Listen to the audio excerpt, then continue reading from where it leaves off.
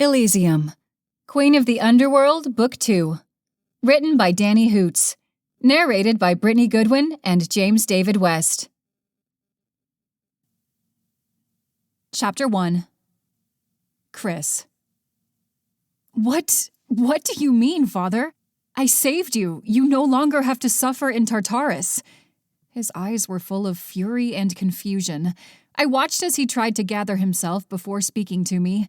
I had seen this look before. It was the look that he had when he was about to scold me. He was trying to calm himself so he wouldn't say the wrong thing. But I had done all this for him. Why couldn't he see that? Why did you open the doors to Tartarus? He finally asked slowly. I just wanted to see you again. You didn't deserve this. I had to do something to save you. You shouldn't be in Tartarus for the rest of eternity. He shook his head. It doesn't matter what I deserve. What matters is that now all sorts of monsters have been let loose. Now I ask again, what have you done? Tears filled my eyes. I'll put them back, Father, I swear. I'm strong enough. No, daughter, you are not. This is more than just putting some bugs back in a cage. The lock has been opened, and now a new one must be used to seal everything away. Do you have another lock? Another lock? I shook my head slowly and whispered, No. I thought not. You have any idea what is going to happen next? I shook my head again. I honestly hadn't thought this all the way through. I thought once I got him out of there, I could close the gate again. I guess I was wrong. Panic consumed me. This wasn't how all this was supposed to go. We were supposed to be reunited and everything would be okay after that. As everything that had happened in the last few moments came flooding into my mind, I realized what I had done. I should have waited.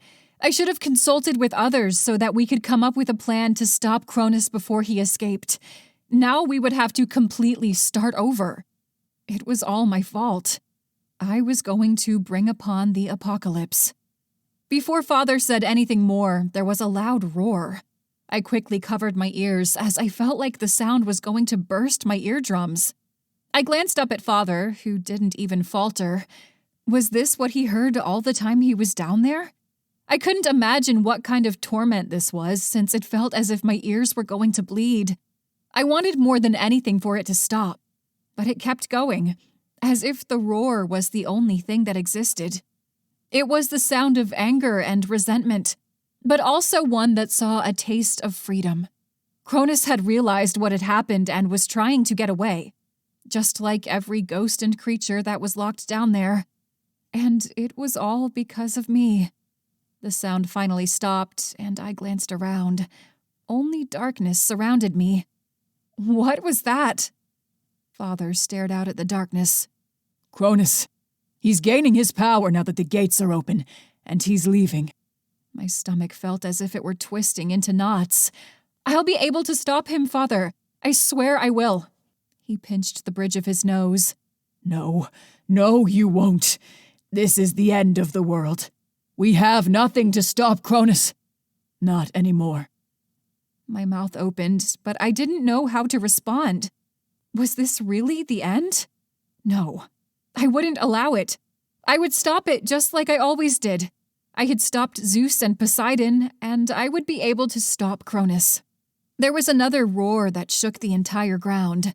I went down to my knees and held my hands to my ears again. I wanted to scream with it as the pain shot through my head. The noise was so loud I began to feel dizzy. Why wasn't he leaving? Was he waiting for something? Or was he searching? Suddenly, the sound stopped, and I opened my eyes to find another figure with my father. This is all your fault, daughter of Hades. If you had simply died, none of this would have happened. It was Zeus. I rolled my eyes as I stood up. This was not something I needed right now. If you had simply let me live my life, none of us would have died, and we would be back to the way everything was. He pointed at me. No, this is your fault. You should never have been born. Enough! Father shouted. He took a deep breath, gathering himself. Zeus, this is honestly your fault. Chrys, Stop provoking, Zeus. I mumbled to myself. He started it. Father gave me a look, then continued. First things first, where is Poseidon? Zeus shrugged. Beats me. You two are the first souls I have seen in a long time. I've only been able to hear screaming and Cronus now. Hades nodded. Same for me. I presume he either got out or is somewhere here in the darkness. Only one way to find out. Zeus turned to face the darkness. Poseidon, you whore! Come here! There was only silence. Zeus shrugged.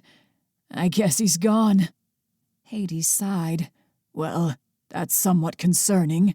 But nonetheless, we need to get out of here before he sees us. Zeus agreed. Yeah, I don't particularly want to face Daddy Dearest in this setting. That's something the two of us can agree on, brother. You realize the weapon we used the first time against Cronus are gone, right? Zeus commented as we began walking toward the gate. I do. That's why we are in a bit of a pickle. Because of your daughter. Hades' eyes turned dark as he glared at Zeus. Don't test my patience. I may not be able to send you to Tartarus, but I can still give you a beating. Zeus grabbed Hades' shoulder and whirled him around. Do you really want to fight me, big brother? Because I'll take you out. Please, you only won because I sacrificed myself for my daughter. If it had only been the two of us, I would have taken you out. Zeus shoved him. Then come on, let's do this now that we have no worry of death. I expected my father to ignore his brother's request, but I was wrong. Hades took his suit jacket off and rolled up his sleeves. I've waited a long while to knock your teeth out, Zeus. Thank you for giving me this chance. I folded my arms in front of myself. Are you two really doing this right now? Don't we need to get out of here before Cronus comes this way? It will only be a second before I knock your father out, Chrys. We'll be out of here before Cronus comes. You are wrong. I'm going to be knocking you out first. I rolled my eyes and watched as they started swinging at each other. This was the saddest fight in existence. It was apparent that they only normally fought with their powers. I presumed they couldn't use them in here, or they didn't want to alert Cronus where they were. Father made contact with Zeus's face and shook his hand as if it hurt. Well, I supposed it was good he could feel some pain, as that meant his body had been restored. Zeus wiped blood off his lips and then tackled my father. Zeus was able to get a few punches in before my father rolled and got Zeus off him. Father punched him in the face, and more blood spilled from his mouth. This was pathetic. I couldn't watch this anymore. Mainly because at this rate, neither of them was going to be able to walk out of here on their own. Enough! I yelled as I used my power to knock them away from each other. Black currents left my hand and sent them back. I didn't have to worry about them dying because, well, they were dead, and apparently nothing got stuck in Tartarus until there was a new lock. Both Father and Zeus hit the ground and groaned. Chrys, what do you think you are doing? Father yelled. Stopping you two from acting like complete idiots! I yelled back. You are grown men and you were just bitch-slapping each other. We need to get out of here. Zeus shook his head. No, you foolish child. If you use your power like that, Cronus will sense it and come straight here to devour us all. So that was why they weren't using their powers. They should have really mentioned that earlier. Just as I was about to say we needed to run, a loud, explosive roar blasted through the area, sending us backward toward the gate. Chapter 2. Huntley. There was a huge roar, and more darkness came rushing out of Tartarus. It felt as if it were a hurricane coming from the gate. I was thrown back several feet and ran straight into Hermes and Pothos, who both let out an oomph as we hit the ground. Maka and Mel threw up a dark barrier around themselves so they weren't thrown back. They were definitely smarter than us, and perhaps stronger, in a way. "Please, get off me," Pothos groaned. I rolled off him, but not without accidentally kneeing Hermes in the stomach. "Damn it, Huntley," Hermes remarked, rubbing his stomach. "Did you really have to do that?" "Sorry," I said as I turned to the gate that was still releasing such wind and energy. "What is that?" "It's Kronos." We need to get out of here before the whole Tartarus blows, Pothos explained. I shook my head. No, Chrys is in there. We can't leave her. Hermes placed his hand on my shoulder. She will be all right. She is born of this place. The energy won't hurt her. What about Kronos? Won't he attack her? Hermes' smile didn't change. The energy won't hurt her. Yeah, I thought as much. What if she doesn't find Hades and is in there alone fighting Kronos? Then she will be facing the repercussions of her actions. I'm sorry, Huntley, but we need to leave, or we'll all face getting swallowed by that vile creature. She is strong and will be able to fight them on her own. Besides, there wouldn't be anything you could do. You would be in the way. I knew he was right. I glanced back at the gate and let out a sigh. Fine, let's get out of here. Hermes turned to Maka and Mel. You two, do you have a way out of here? Mel nodded. You take those two damsels in distress and get to safety. We'll meet you at the castle. I wanted to comment on her calling us damsels in distress, but she had a point. Pothos and I had no way to protect ourselves. Pothos quickly hopped on Hermes' back, and I sighed as I would have to be carried like a princess. Hermes picked me up just as more energy and a roar came out of the gate. Hermes flew as fast as he could into the air before the darkness hit us. I let go of a breath I didn't realize I was holding as I peered down at where we had left. I just prayed that Chrys would make it out of there safely and meet us back at the castle. And, of course, Maka and Mel, but they seemed to be able to handle themselves fine against the energy, which meant Chrys would be fine, or at least I hoped. What happens now? I asked Hermes. My arms were around his neck and helped support me. I didn't like being this high from the ground without some kind of support. Honestly, Huntley, I don't know. I really don't know. I didn't like how he said that. Hermes usually had all the ideas possible, but now he appeared full of worry. Were we really not going to make it out of this? Couldn't Chrys put Kronos back in his prison once she got her father out of there? The fact that Chrys had disappeared inside Tartarus worried me. She wasn't thinking clearly, as all she wanted was her father back, no matter the cost. But now that evil, true evil, had been released, I didn't know if any of us were going to make it out alive and whether she was going to be able to put it all back. I wanted more than anything to hold her again and for her to tell me what was going through her head, but I doubted she was thinking this through. Now they all had to pay the price. Hades' castle was in the center of the underworld. They were deep down in the darkness, but Hermes was flying fast as he ascended toward the castle. It appeared strange now, as it no longer had the waterfall of souls going down into Tartarus. No, it appeared dark all around, as if a calm before the storm filled the entirety of the underworld. I glanced down, which was a mistake and made me uneasy in Hermes' arm, and found that the dark energy was growing more and more. Were we going to get to the castle in time, or was the darkness going to overtake us as well? I just prayed the others were all right. If you can, I would go a little faster, I commented. I'm going as fast as I can, carrying two guys. You both need to lose some weight, so next time I save your sorry asses, I can retreat a bit faster. I laughed a little, even though this wasn't the time to be funny. But Hermes had a point. He was going as fast as he could, and we had been saved by him a few times now. I was very thankful that Hermes was usually on our side and always came to the rescue. If only all the gods were as kind and considerate, then perhaps we wouldn't have as many problems. Hermes, I began, does this mean Zeus has also been released from Tartarus? Yep. So if he runs into Chrys, he might be a little mad. Now, be quiet. I'm trying to concentrate on getting us to the palace. The barrier around it should keep all the dark energy out. And then what? I have no idea. We wait for the others to get back here, but after that, I have no clue. I'm not usually the one who comes up with plans. At least I haven't had to in a very long time. I stayed silent for the rest of the trip, wondering what we were going to do if we were the only ones who made it out of there. No, Chrys would get her father, and he would come up with a plan for this. He had to. We landed on the balcony, and all of us stumbled inside, quickly closing the doors. I took in a few deep breaths, trying to calm myself down as the darkness rose into the sky, covering everything. "Fuck," I whispered. I couldn't even see Oceanus any longer. This was bad. This was very bad. "I see Chrys open the gates to Tartarus," a voice commented from behind us. I turned to find Thanatos standing there, his arms behind his back as his brown eyes peered out of the window. His white hair was pulled back in a ponytail that contrasted with his dark skin. Hermes nodded as he stepped up next to him. "She did. Mel and Maka are still out there. Can you see them?" I didn't understand how Thanatos was going to be able to see them, but he was the god of death. Perhaps whatever this darkness was, he could see through it all.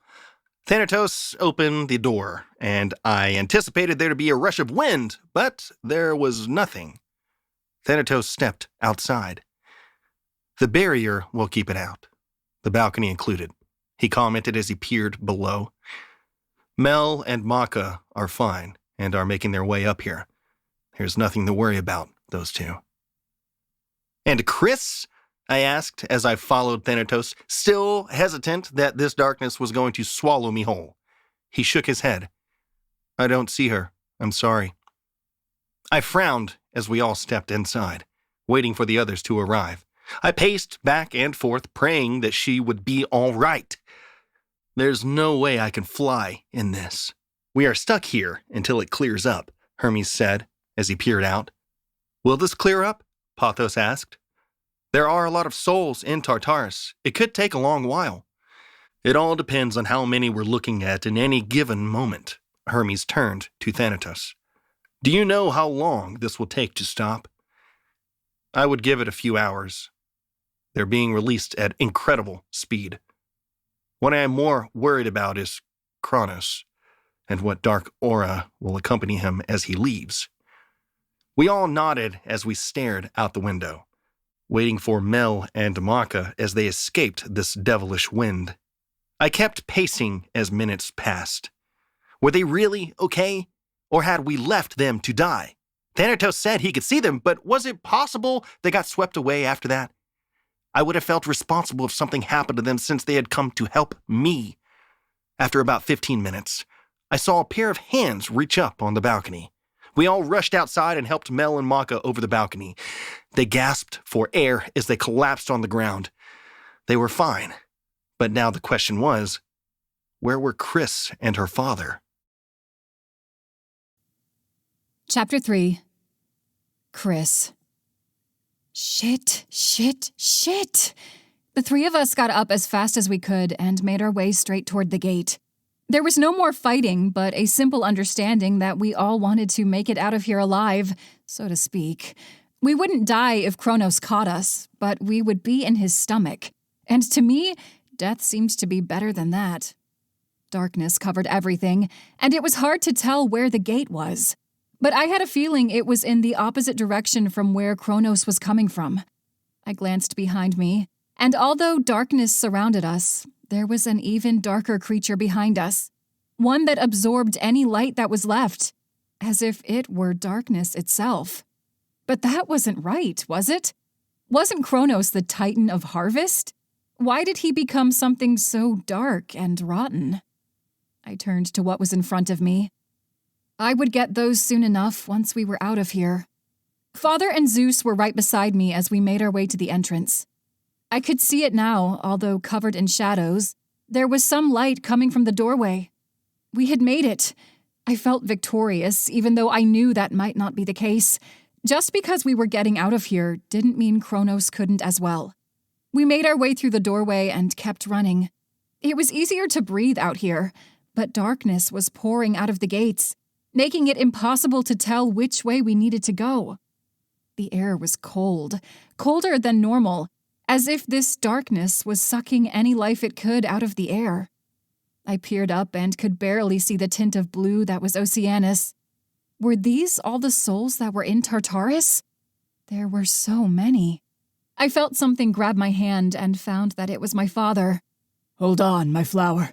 We are going to be going straight toward the castle as quick as we can." I nodded as I wrapped my arms around my father. Suddenly I saw dark wings made of shadow grow out of his back, and we went whipping up in the air. I caught a glimpse of Zeus as he cursed at us for leaving him. I stuck my tongue out at him, as I could see Kronos as he stepped out of the gate. Father? My voice cracked, my fear apparent.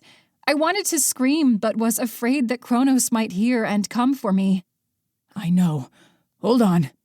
His voice was soft, as if he knew how much fear I had inside. I wondered if he was full of the same fear, as he had already been swallowed by Kronos once before. He never spoke of those times, and I really couldn't blame him for it. This was all so terrifying. We moved faster through the darkness, heading toward the castle. I couldn't tell which way it was, but I knew in my heart we were going the right way. My father had been alive for thousands of years. He knew which way to go. I held on tight, my heart racing as I could see the dark creature that was Kronos below us. He reached up, and I watched as a hand swiped in the air, barely missing us. I wanted to cry so bad. How was going to the castle going to save us? And had the Titan already engulfed Zeus? Not that I was really worried about him. I just realized that perhaps he could have been a good asset to have while fighting this thing. But then we would have to deal with him after the fight. I had mixed feelings about whether I wanted to keep him alive. Kronos let out a mighty roar again, sending us flying forward. Father tumbled a bit, but he nor I lost our grip. We wouldn't lose each other again. That was a promise I would make myself. I couldn't lose my father after everything I had sacrificed.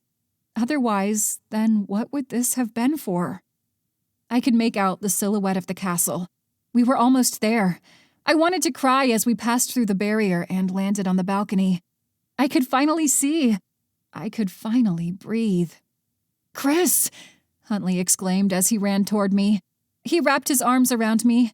I began to weep, as I wasn't sure I would ever see him again. "It's okay, Chrys. I'm here. Hades," Hermes commented. "I'm glad to see you were able to make it out of there." I turned to find my father still frowning. I wasn't sure if he was angry with me or afraid of the Titan that was on the other side of the barrier. I watched as the dark wings he used disappeared. "Yeah, well, I see you didn't stop my daughter from starting the apocalypse." Before I could say anything, there was a loud bang as a hand appeared from the darkness and slammed into the barrier. We all let out a scream. Kronos slammed his fist on it again, and the whole entire castle felt as if it were shaking. Any more of this, and I thought it might crumble. The darkness appeared as if it were standing up, its torso blocking out what light was coming through from Oceanus. Glowing eyes stared down at us as the Titan began to lift. "Pathetic creatures. Do you really think you have any chance of stopping me?" Hades stepped forward. "We took you down once. We'll be able to do it again. I look forward to seeing you try, and then swallowing you whole and taking over the world. In the meantime, I'll go after your brothers and sisters and offspring, devouring them all one by one. Say goodbye to everything you once knew." What had I unleashed? What was this thing? I started shaking, and Huntley held me even tighter. I had made a grave mistake, and now everyone was going to pay.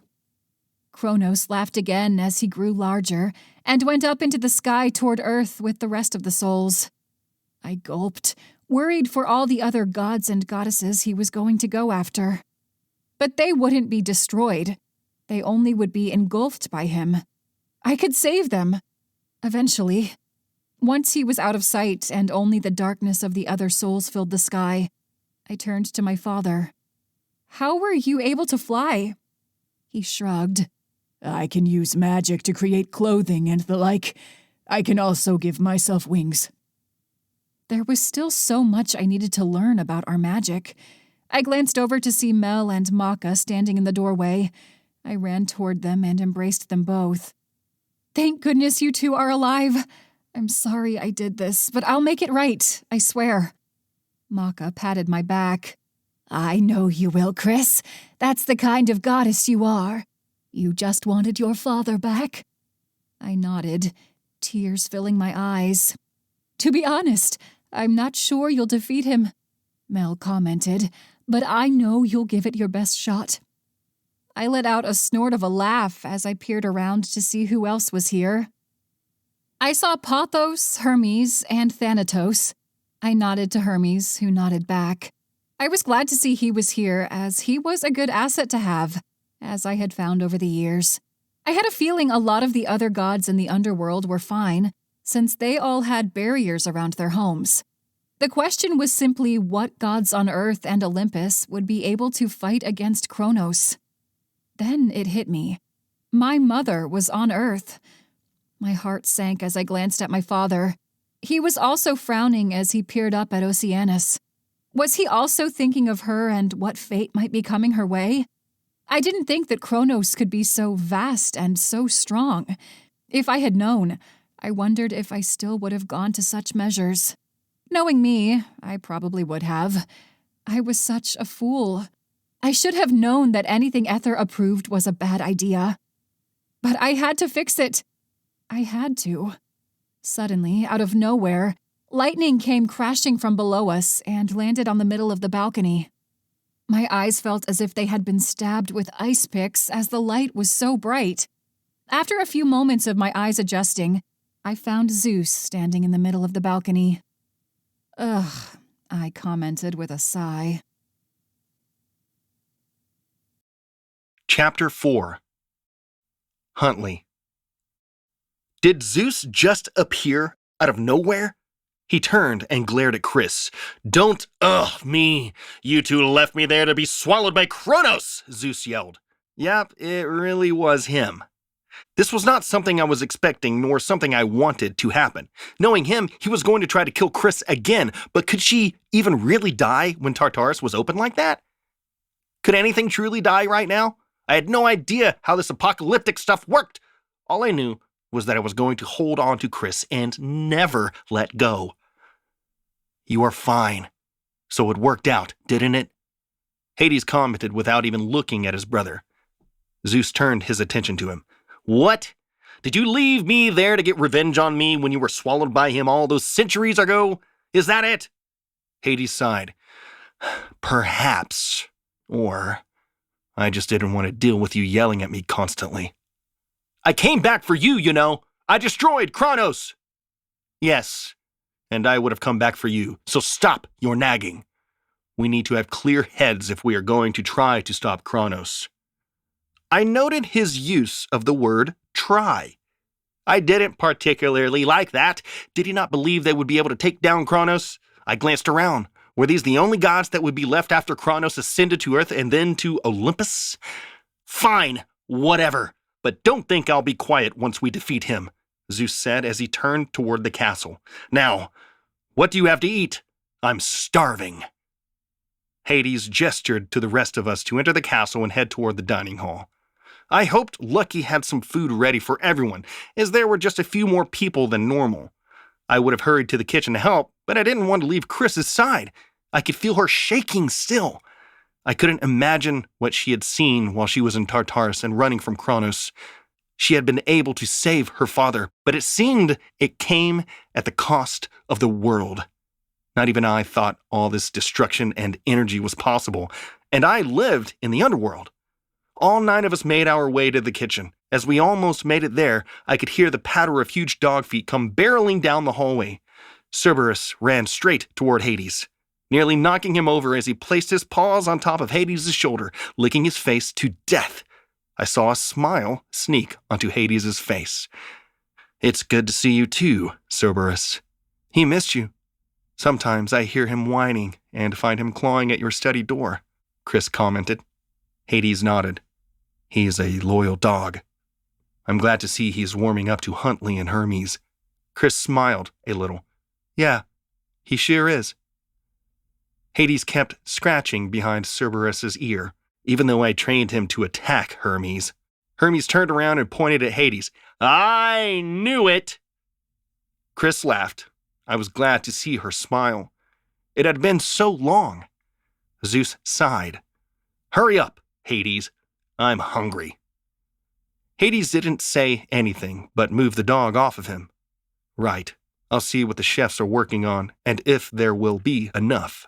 If you all could wait in the dining room, that would be great. Hades headed off toward the kitchen. Chrys nodded. This way, for those who haven't been here. I think the only one who hasn't been here, or at least not in quite some time, is Zeus, Hermes commented. Zeus glanced over at Mel and Pothos, who looked away quickly. Why have these two been to the underworld?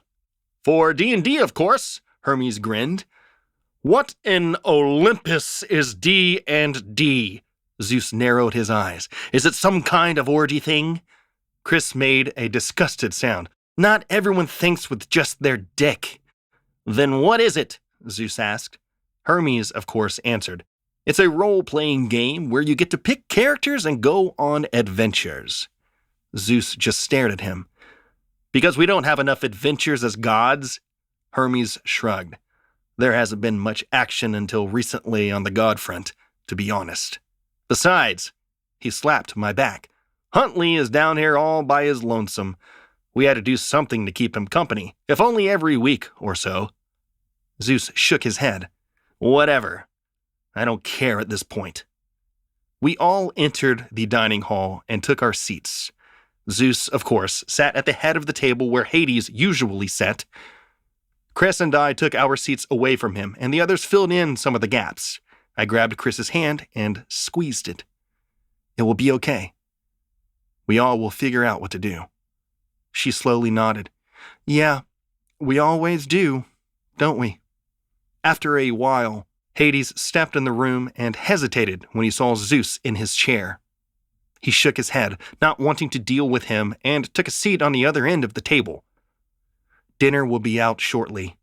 In the meantime, I want you all to tell me exactly what has happened here in the past few days, or moments, or however long this took, starting with my daughter. Chrys nodded. Since your death, I have been searching for some way to get back to you. I have been searching for 2 years, as that's how long it has been since the day both of you died. Zeus and Hades exchanged glances. Zeus whispered, It's only been 2 years? We all nodded. Hades let out a breath. Go on.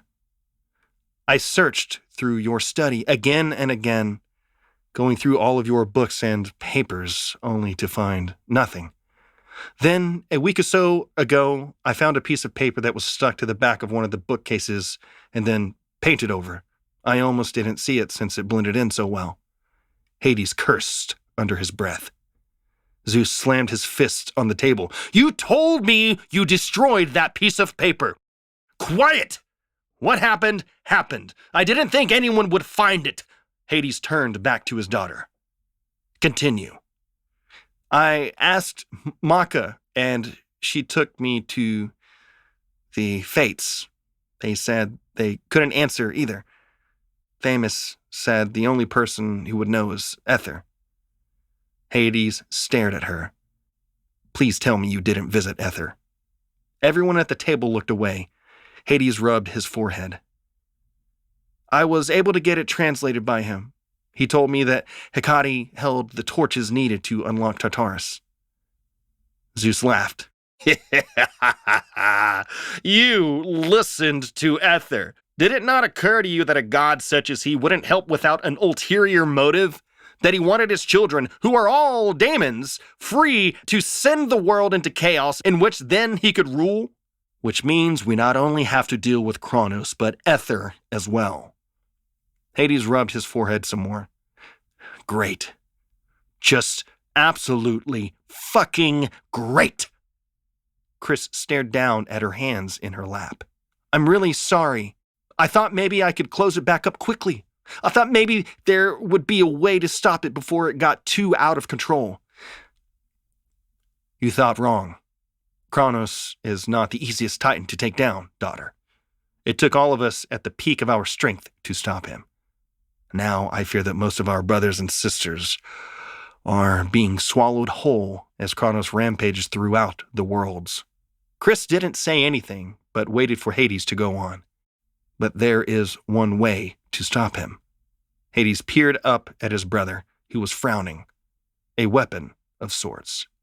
Zeus said, "But we don't know where that is. We don't even know if it's intact." "I know where it is. The problem isn't finding it, but getting to it." Hermes commented, "You aren't talking about that, are you?" Hades and Zeus nodded. I let out a sigh. "Oh, God, just tell us what you were talking about." "The Scythe of Kronos," Zeus answered.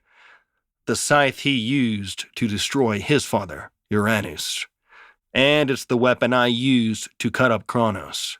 I threw it in the sea long ago, and no one has seen it since." "That's not exactly true," Hades said. "It's at the bottom of the ocean at Aphrodite's domain." He laughed. Then it truly is lost. She collects everything that has ever fallen in the sea. It will be impossible to find. She is more organized than you give her credit for," Hades said as Luke stepped in with a cart full of food. "But first, let's eat. I don't know about you, Zeus, but I'm starving." Chapter 5. Chrys. I didn't have much of an appetite after everything that happened. But my father and Zeus sure did eat their share, and then some. I couldn't imagine the hunger they felt from being in Tartarus for 2 years. I wondered if it was the same hunger that AJ felt after being in the underworld and never eating the entire time he was here. I still didn't know how he was able to do that. Not to mention, since the gates to Tartarus were open, he was probably wandering around somewhere. He was not someone I wanted to have to deal with at the moment. Not that he could make anything worse than it already was. Father patted his mouth with his napkin and set it down. "Now, shall we discuss what we are going to do next?" Zeus was still scarfing down a turkey leg. "Give me a second. I'm still eating." Hades turned to everyone else. "No harm in starting before you are done.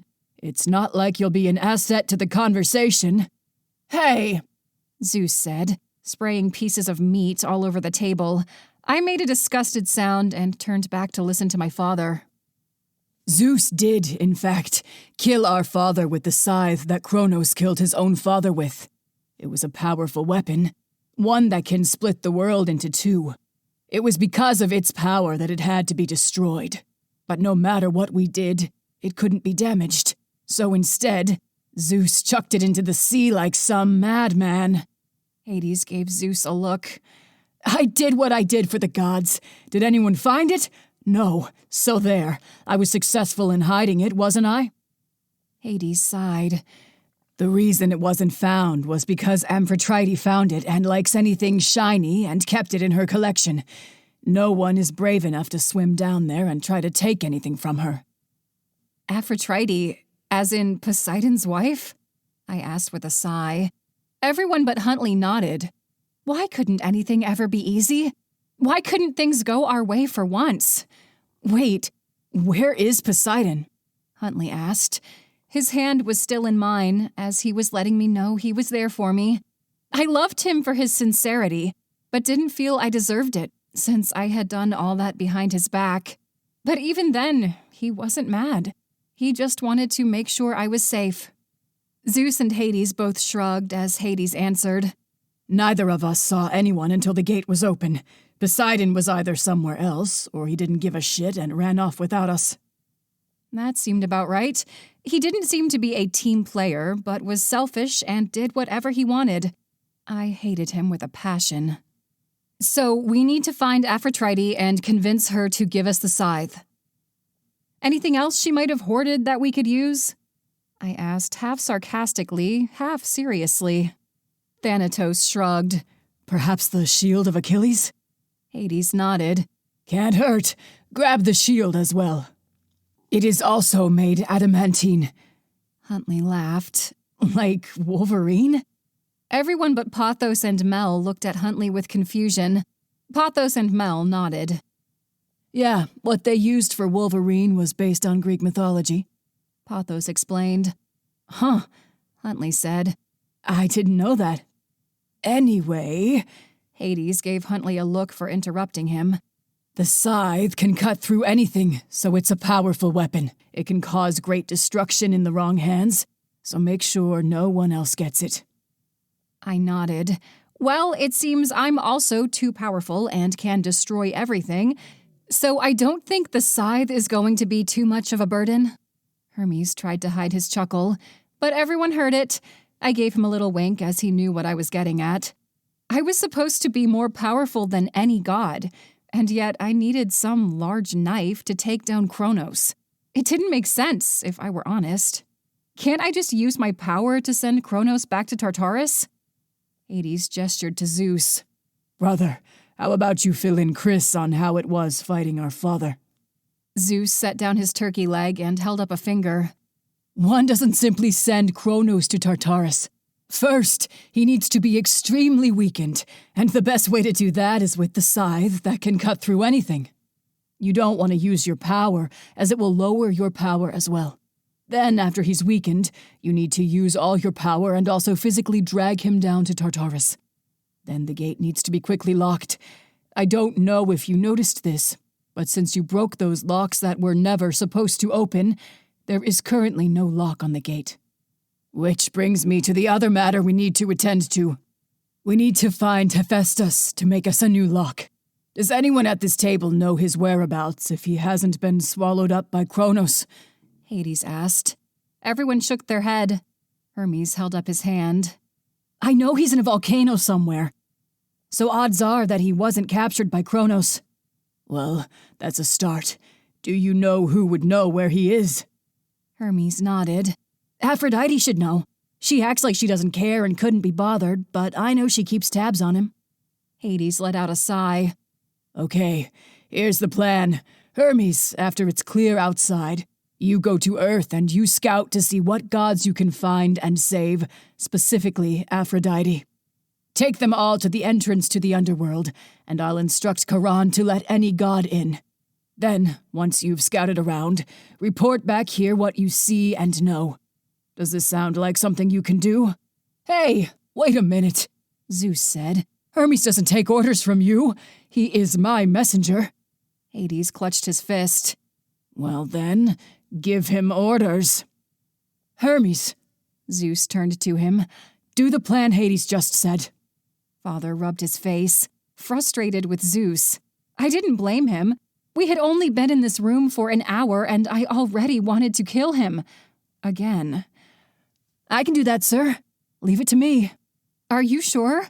I asked. You could die. Hermes smiled. And we can all die if I don't do something. The entire world might be destroyed if I don't do this, so it's no problem for me. Besides, you'll have to fight Kronos. I'm sure Thanatos here can teach you a thing or two about that. That was true. I had no idea how to fight with a scythe. It wasn't like it was a common weapon. I nodded. All right. Good luck then. I'm not going quite yet, so don't worry. I'll annoy you for at least another hour or so. Hades sighed. I really wish you wouldn't. I'm sure you would be fine going out there now. Nah, there are a lot of dead souls that might have some revenge they want to bestow on me. I'll wait a bit for it to clear up. Before we could continue with the conversation, the dining hall doors opened. Charon came running inside. Chrys, something terrible has happened. The gates to Tartarus have opened. He peered around and saw my father and Zeus. Oh, it seems you know. Hello, Charon. Hades smiled. I see you are as quick as ever. Charon bowed. Your Majesty, it is an honor to serve you once more. Speaking of which, I need you to let any god or goddess into the underworld if they request it. This is a safe haven for the time being. Yes, Your Majesty. Once it clears up out there, I'll wait in front of the gate to the underworld. Is there anything else you need? Hades shook his head. No. Feel free to sit and have something to eat. Charon did just that, and it was a good thing that we were done discussing what our first step was, because Charon didn't stop telling story after story after story. Chapter 6. Huntley. It had been a few hours since Hermes left to go find who was still alive and to report back what the damage was to everything. I, per usual, didn't like waiting, but at least this time there were more people with me and I didn't have to wait alone. Pothos, Mel, Maka, and I went into the gym and played some soccer while we waited. Chrys was on the other side of the gym, practicing with a scythe. I kept glancing over, knowing I didn't want to come close to that at all. Hades and Zeus were probably still in his study, arguing about something or another. I didn't want to get in the middle of their arguments, as it seemed like they were always moments away from slitting each other's throat, which really wouldn't get them anywhere. Neither of them could be sent to Tartarus, and I wasn't sure what was going on for the rest of the afterlife worlds. Was Elysium and Asphodel Fields open? Or were they like Hades' castle and didn't get affected? The game was boys against girls. We had to teach Maka the game, but after a bit, she got the hang of it. She tied her long blonde hair back and transformed into soccer clothes like Pothos and Mel were able to. I sighed, as I was still in my jeans and shirt that I had been in for almost an entire day now. Maka laughed. Don't worry, Huntley. I can help you with that. With a snap of her fingers, I was suddenly wearing a soccer jersey and shorts that were a little higher than I liked, but I wasn't going to complain. Pothos and I were both wearing black, and Mel and Maka were wearing white. Thank you, I said as I twirled the ball in my hand. Shall we start? I learned quickly I wasn't good at passing or guarding Mel. She scared me still, even though technically I was Prince of the Underworld and technically her ruler. I didn't doubt that she would be one of those people who fouled and kicked the ball at a player's stomach. I didn't need to be injured on top of everything. We played for a while, and the girls won 5-2, which made for an exciting game. An hour had gone by, and Chrys was still learning how to twirl, slice, and block with the scythe she had been practicing with. Thanatos appeared as scary as ever while he held it, and I could understand how he was the god of death. He, in a sense, was the Grim Reaper, and made sure souls left Earth and came to the underworld. I could imagine that was an easy task to partake in. Chrys, on the other hand, appeared almost natural with the scythe in her hands. She looked badass, and was already someone no one wanted to mess with. That made her even scarier. As we all distracted ourselves, waiting for word from Hermes, Zeus came into the gym. I see you all are working hard, he commented as he glanced at the four of us playing soccer. Mel gave him a look. We are just keeping busy. We aren't like you having stupid arguments for hours on end. Zeus ignored her comment. The first refugees have arrived. Among them are Persephone and her mother. I figured, Chrys, you would want to go see your mother. I glanced over to find her jaw tightened. It had been a while since she had seen her mother, and now she would have to explain what she did to cause all of this. I was sure Hades was going to fill her in, but Chrys would still have to admit that she went behind people's back and may have begun the apocalypse. Yeah, that wasn't going to end well. Who else is with her? Pothos asked. Is Hermes back yet? Zeus shook his head. No sign of Aphrodite either. Persephone came back with Demeter, Pisces the Siren, Dionysius, and Anteros. Pothos ran past Zeus, heading toward his brother. Chrys followed, not running, but walking rather quickly than normal. I followed her, and the rest were right behind, as we all wanted to know what was happening on Earth. When we arrived at the entrance from the docks, Persephone and Hades were in an embrace. Everyone was silent around them, as no one wanted to ruin the moment. Zeus was the last one to enter. Give it a rest. There isn't any time for this, Zeus sighed. Hades glared at Zeus, then turned back to Persephone. I am glad you are all right. What is going on up there? Up there? First, tell me what happened down here so I can make sense of what is going on. Chrys stepped forward. It was me. I opened the gates to Tartarus. I wanted Father back, but didn't realize the cost. I'm sorry, but Kronos has escaped, and we have to stop him. Persephone didn't scold her daughter, but simply nodded. All right. That's what I figured had happened. Kronos is rampaging throughout the world. Darkness has filled the skies, diseases sweeping through the countries. Some gods have returned to Olympus to help fight, and others have tried to hide. I was able to bring some. There should be more coming behind us.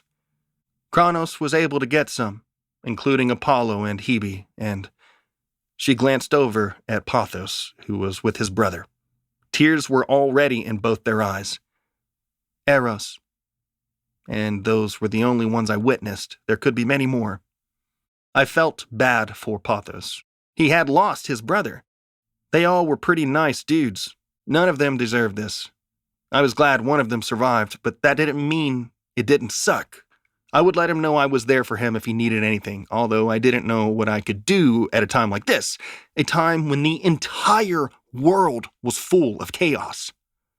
Hades tilted his head down so his forehead was touching the top of Persephone. You did what you could. Hermes should be back with more reinforcements. She nodded. He is good at sneaking around. I trust him. But he said he was looking for Aphrodite. Why was that? Zeus answered, We need her to find Hephaestus. She's the only one who may know where he's hiding. Persephone nodded. I haven't seen him in some time. I doubt Kronos will find him since he stays out of sight. But as far as Aphrodite, I really don't know if she made it. Hades gestured toward the lounge area. Please, all of you, come inside and get some rest. I am sure you are all tired. Demeter, whom I had only met a couple of times, had her lips in a tight line. She shot daggers at Hades as he led everyone inside. This is all your fault, Hades. Because of the daughter you hid, now we are facing destruction. Now, if I were Hades, I would have cussed out this bitch. She was a total Karen. I could just tell. But instead, he gave her a soft smile. Good to see you too, Demeter. She made a humph sound and hurried off after Persephone and the others. I stepped over to Chrys and held her hand. It's not all your fault. Don't be too hard on yourself. Chrys shook her head. No, it's my fault, Huntley. I shouldn't have acted so rash, but I knew if I didn't, there would have been no way to get my father back. I didn't make the right choice, but I'm not sure if I would go back and change that. I understood what she meant. There were a lot of choices I had made in my human life that I wasn't sure I would change. Sometimes something can be horrible for a bit, but they might get better. I wondered if this was going to be one of those times. She turned to me with a smile. But I'll make it right. Just because they were swallowed by Kronos doesn't mean they're dead. Once I destroy him, I can bring them back, just like Zeus did for his brothers and sisters. Hopefully Hermes comes soon with Aphrodite, and all will be well. And we can find Aphrodite and Hephaestus. I nodded. Yeah, I think Hermes will be able to find her. He's good at that. For now, we just have to wait. She let out a laugh. Did the impatient Huntley just tell me to wait? I shrugged. What can I say? I have been learning. Well, unfortunately, the more we wait, the more destruction there is. Time is of the essence. Yeah, but Hermes knows that too, so he will be trying to get back here as quickly as he can. She nodded as she glanced out at the docks. Yeah, I know. Chapter 7. Chrys. I stared out the window by the docks, waiting for more gods to retreat to the castle. Part of me found it ironic that the one place all these gods despised was now the only safe place in the world. But I didn't say that out loud. I didn't need more arguing than there already was going on, mainly from Zeus and my father. They didn't shut up.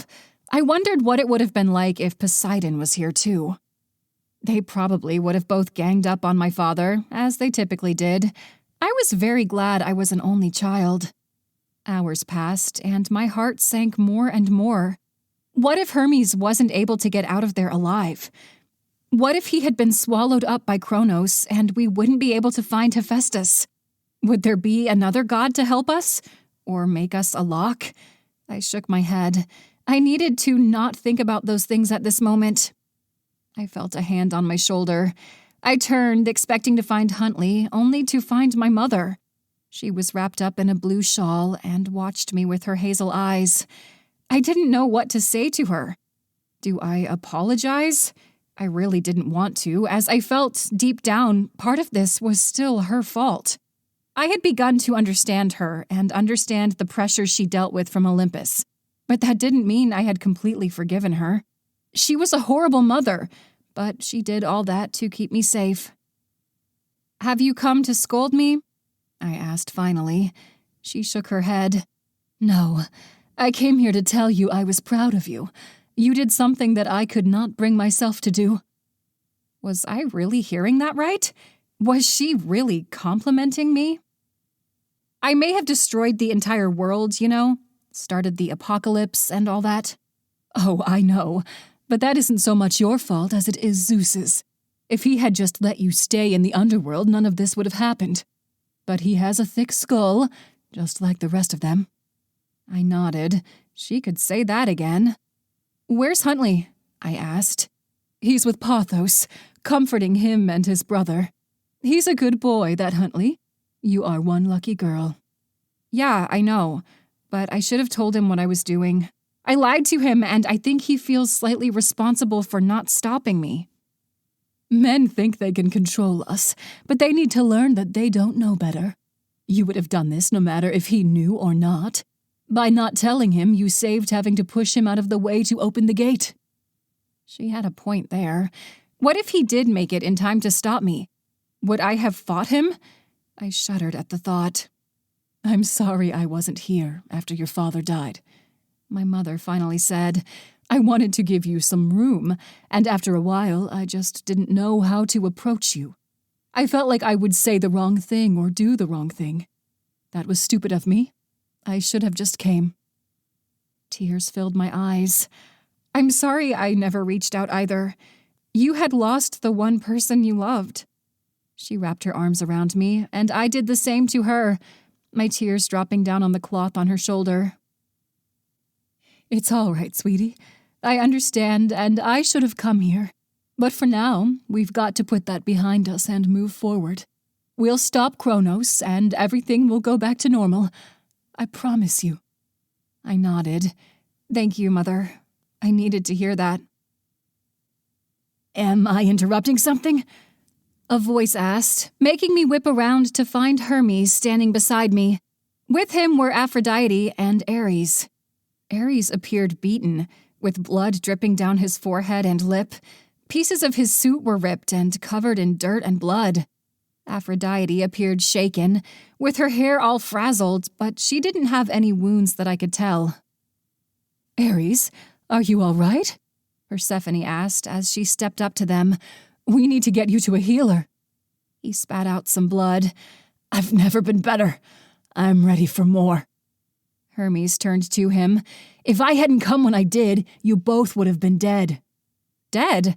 I asked. "You mean swallowed by Kronos?" They all shook their heads. Aphrodite explained, "No, unfortunately we do not. Kronos is on Earth, devouring everything, but there is a completely different problem in Olympus. Aether has attacked with his sons, and they are winning." Ares nodded. "Because half the defenses went down to deal with Kronos, he took the chance to attack. May have given up on fighting Kronos and returned, but many have already been eaten by him. Olympus will fall soon, and Aether will be our new king. Until Kronos comes for him, although I'm not sure Kronos wants anything to do with Olympus, but just wants to destroy Earth." Son of a bitch! I bit my lip. So this was why he wanted Kronos to be released. To have a chance to take over. "So we have 2 enemies to fight now," Hermes replied. "That we do. I told everyone in Olympus that this was a safe haven, but many wanted to stay and fight. I am not sure what is happening to their souls, and if they're going straight to Elysium fields, or if they're just wandering about. But it's a bloodbath." Ares commented. "Even I told them to retreat, but they didn't listen. Coming down here to strategize is smarter than staying up there. I was surprised when Athena didn't agree." Persephone motioned down the hall. Let's all sit and talk.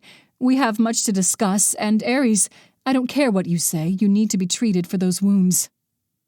Ares grunted, but followed as we headed toward the lounge area, where everyone was gathering who had made it to the underworld. This was the most people I had ever seen in my father's castle. Been nice, except everyone was saddened because both Kronos and Aether were destroying everything and everyone they loved. I found Huntley sitting next to Pothos, holding his hand. I took a seat next to him and took his other hand. Father saw Hermes and nodded to him. Hermes, please report. Hermes' eyes flickered to both my mother and me. As I was telling them, Olympus is under attack by Aether. He has taken this disastrous opportunity to make his move on Olympus. Many have already died. I alerted those who were standing about what was going on down here, but none of them wanted to leave Olympus. Because they're idiots, Ares mumbled. What of my wife? Zeus asked, as if he were concerned. I rolled my eyes. After everything that happened, did he really care about her? She is still fighting, Hermes answered. I have never seen her more vicious in a fight. Zeus smirked. That's my girl. Hades turned to Aphrodite. We need your assistance. We need help to find your husband Hephaestus. He's the only one who can make a lock strong enough to keep Kronos from leaving Tartarus. Do you know where he is? Aphrodite nodded. I do, but it isn't going to be easy. He's somewhere very remote and inside a volcano. We figured as much, Father sighed. But you know which one? I do. He's in Mount Pinatubo in the Philippines. I can take you there. And I'll go with. Kronos is still on the loose there. There's no telling where he might be. Ares added. Do you think that's a wise idea? Hermes asked. He doesn't particularly like you. Ares glared at him. I'm not leaving the woman I love to go out to a place Kronos might be. Hades nodded to Huntley. That's if you both are up to it? Huntley glanced to Pothos, who nodded. Yeah, we can go. Great. Now, daughter, you'll travel to Aphrodite to get the scythe. Paisy and Mel, you accompany her. I presume you two aren't afraid of some scary woman in the ocean? Both of them shook their heads. Paisy grinned. There's nothing scarier than a siren. I think we'll be fine.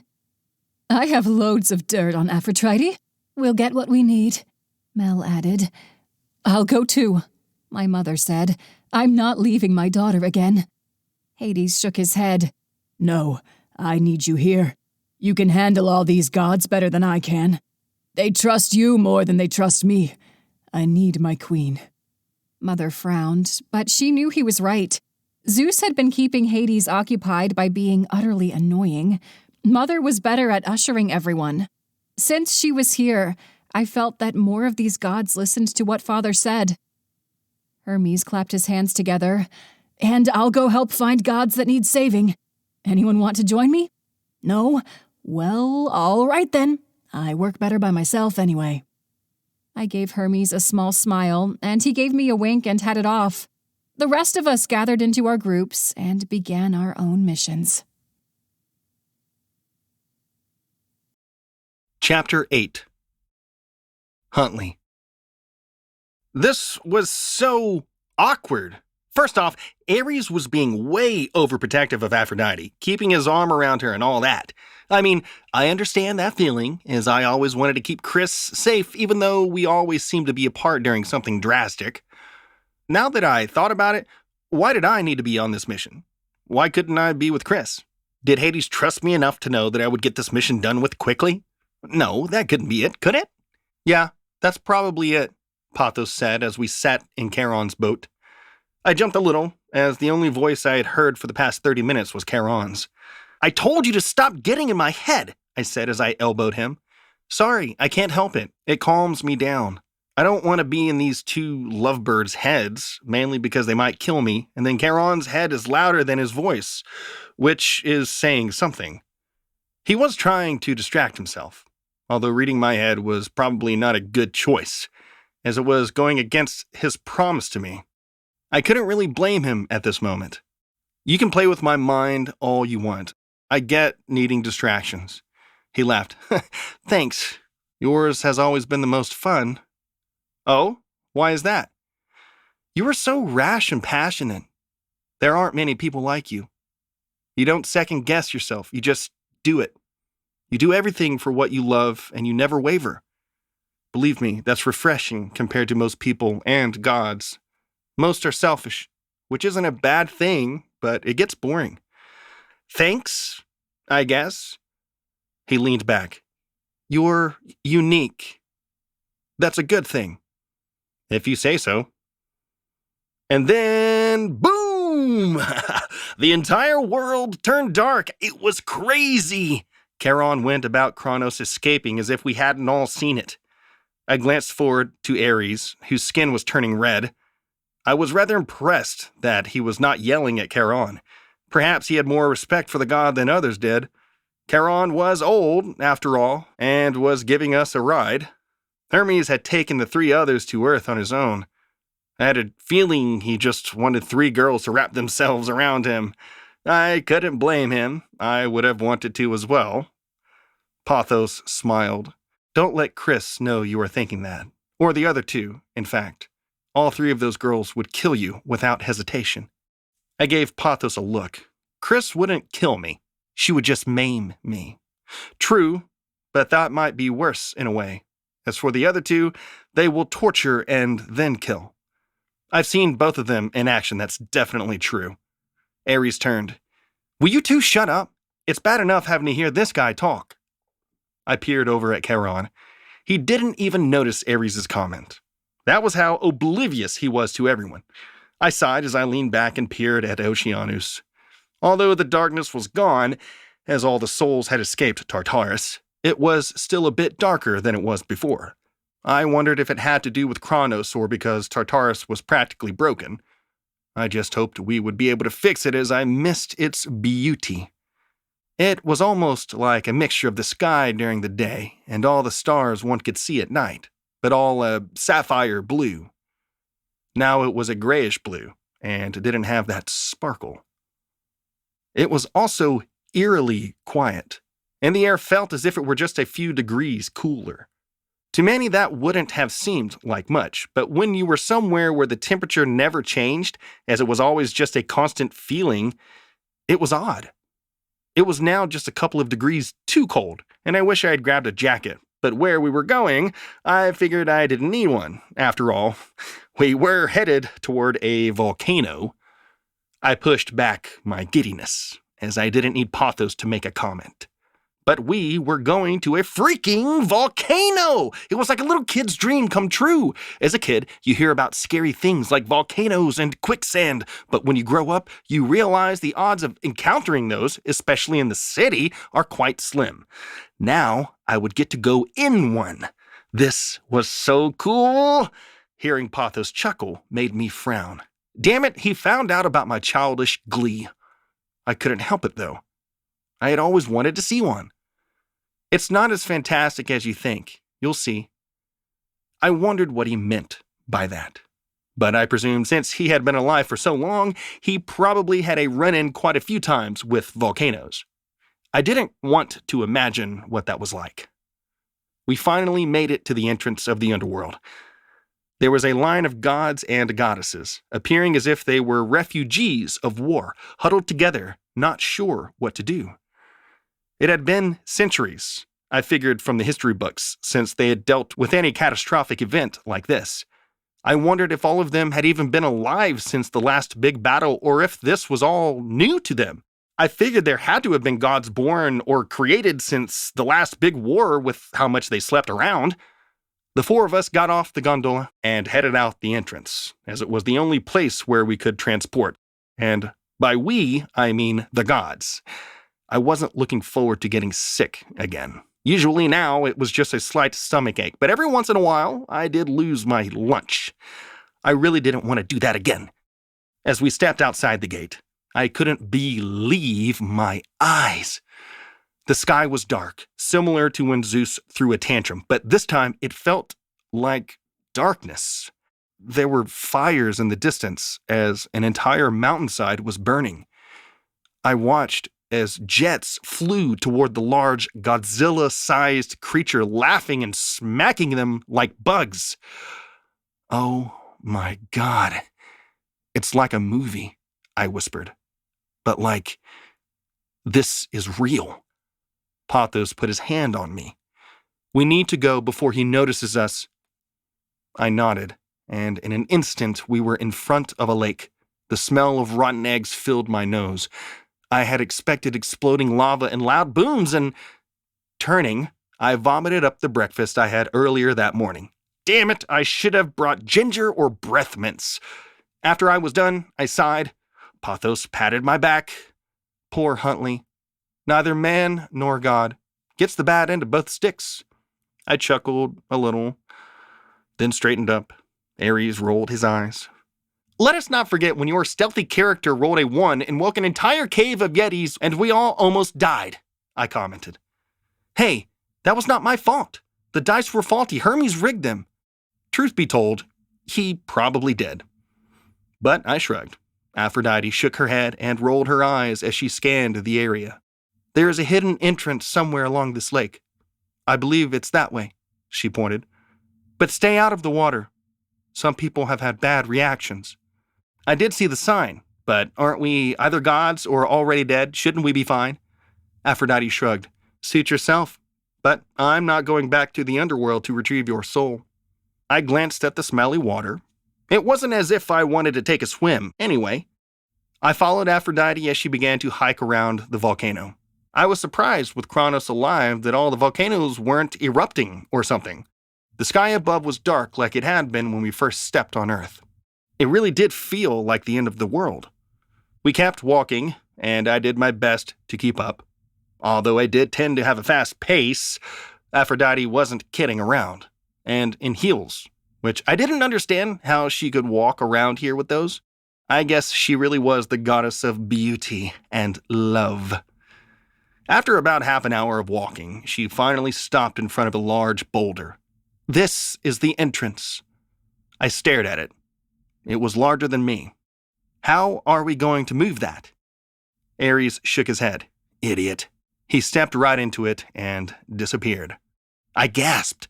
It was fake? Aphrodite and Pothos stepped through it as well, and I grinned as I stepped into it.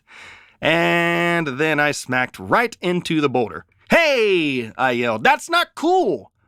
Pothos stuck his head out. Sorry about that. He reached out and grabbed my collar.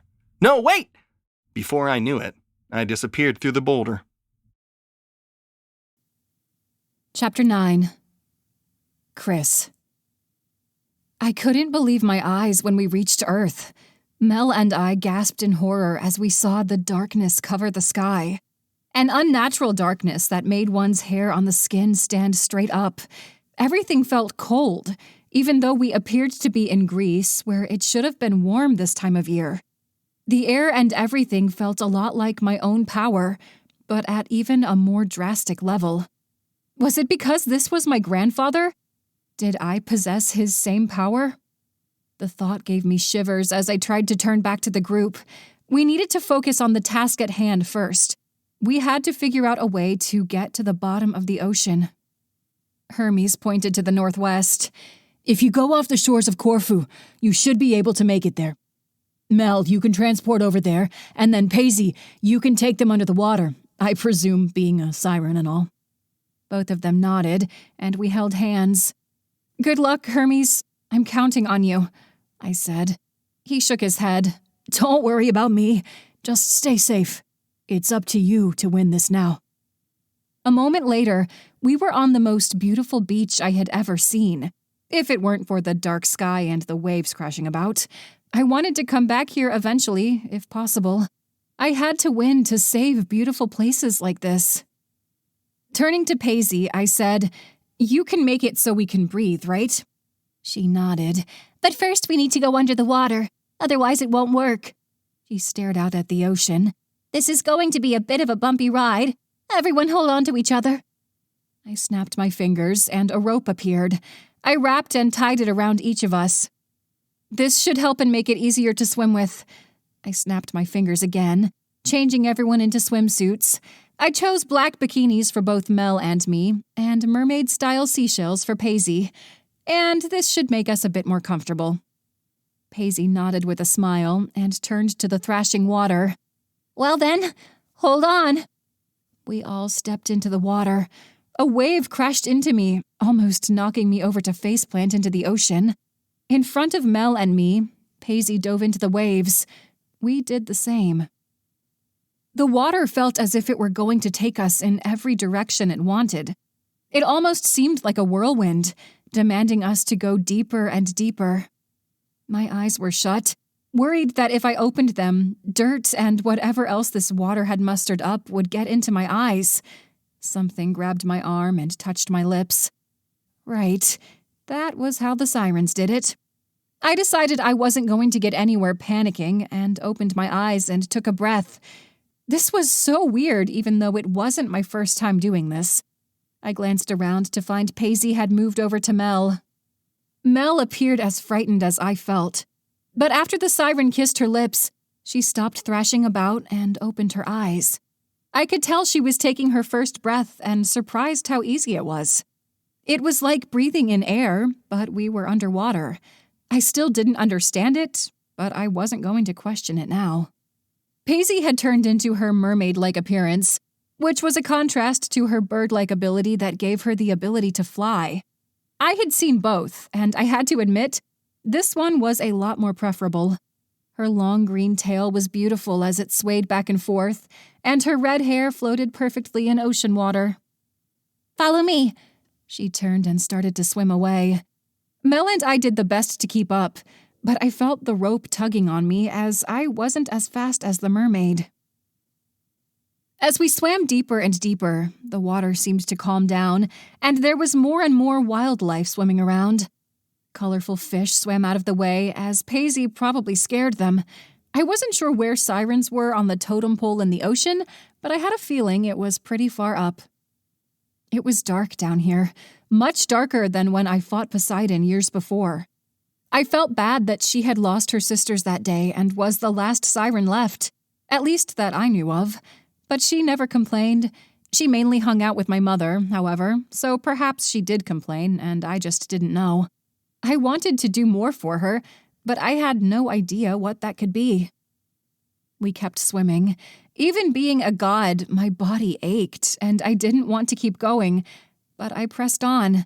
It wasn't as if I could stop, since Paisy was in the lead, and she didn't seem like she was going to get tired. I definitely needed to add a pool to the castle once everything was over, and swim more. My legs and abs were killing me. I glanced back at Mel, but could barely make her out. With how the rope kept yanking me toward her, I had a feeling she was as tired as I was. I would let her know she could use my pool anytime. It kept getting darker and darker, and I could barely see anything. I trusted Paisy was taking us in the correct direction, and prayed that a shark wouldn't come and eat us all. I didn't know much about oceans as I grew up in the underworld. Some tutors taught me, sure, but that wasn't the same as actually being in it. It was so vast and huge. I felt small and insignificant for the first time in my life. After a little while of more swimming, I saw a bright light in the distance. I watched as it got larger and larger and realized it was like an enormous bubble of a home. Was this Aphrodite's home? With the light illuminating the ocean around it, I gasped at what littered the ocean floor here. There were ships that appeared to range from the ancient Greek era, the pirate age, and even some modern-looking ships. Schools of fish weaved through the different ships and saw us. They scattered away quickly. I wanted more than anything to run away with them. I wasn't ready to face Aphrodite. She was married to Poseidon after all, and I had sent him to Tartarus. I doubted that she was going to be very happy to see me. This was a mistake. My father should have come here, not me. Even though I was the one who needed to fight Kronos, as I was the one who let him out. There were better people to talk to her. I didn't even know her. Would she listen to me? We should turn around and the others should go talk to her. Not me. But time was of the essence. We couldn't turn back now. I wasn't even sure how much time had passed since we started swimming in this water, but I knew that with every second that went by, Kronos destroyed more and more. That's before even mentioning whatever Aether was up to. After I dealt with Kronos, I couldn't wait to deal with him. He had tricked me. Well, sort of. He didn't make his intentions clear. He acted like he just wanted his children free so he could terrorize humans, not so he could attack Olympus. What would happen when he won and became king? Would he become even more powerful? Other than his drug, I didn't know what else he was capable of. But I had a feeling once I had the scythe, I wouldn't have to worry about him too much. I could cut through anything, after all. One step at a time, I told myself. First, we needed to find the scythe. There were loads of fish traps, plants, broken vases and pots, and other items that littered the area in front of the large orb. If there was even more junk inside, how were we even going to find it? Hopefully, she would know where it was. It appeared like a mix of glass and gelatin as it moved lightly with the water. We are here. Chapter 10. Huntley. I followed Aphrodite, Ares, and Pothos down the tunnel and into the volcano. It was warm, but not as warm as I expected it to be, or perhaps we weren't close enough. Aphrodite made a torch appear, lighting up the area as we went. As we moved farther down the tunnel that was only about 2 people wide, I tapped on Pothos' shoulder. "You think this is going to work?" He shrugged. "Hopefully. I mean, it's the end of the world and all that. He should know to help us. But then again, gods hold grudges, and we aren't the best people to be asking." Pothos had a good point. I sighed, hoping that Hephaestus would put everything behind him and listen to what we had to say. If he didn't, I might snap. The farther down we went, the warmer it got, and in the distance I could see a slight glow illuminating the earthy walls, making them glow like fire. I gulped. Was I really going to see it? Was I finally going to get to see lava? We made it around the corner, and before me was like something out of a James Bond movie. There was a large workbench with chairs and tables scattered around. Then, below the rock, was glowing red and orange lava. I stared at it, wide-eyed. Oh my gods, it was real! I was standing in the presence of lava, not to mention I was in an actual volcano. This was so cool, but also hot. Very, very hot. It was like a summer heat wave in Philadelphia and no one had air conditioning. I just wanted to find a fan and get out of there. As we entered, a figure turned and faced us.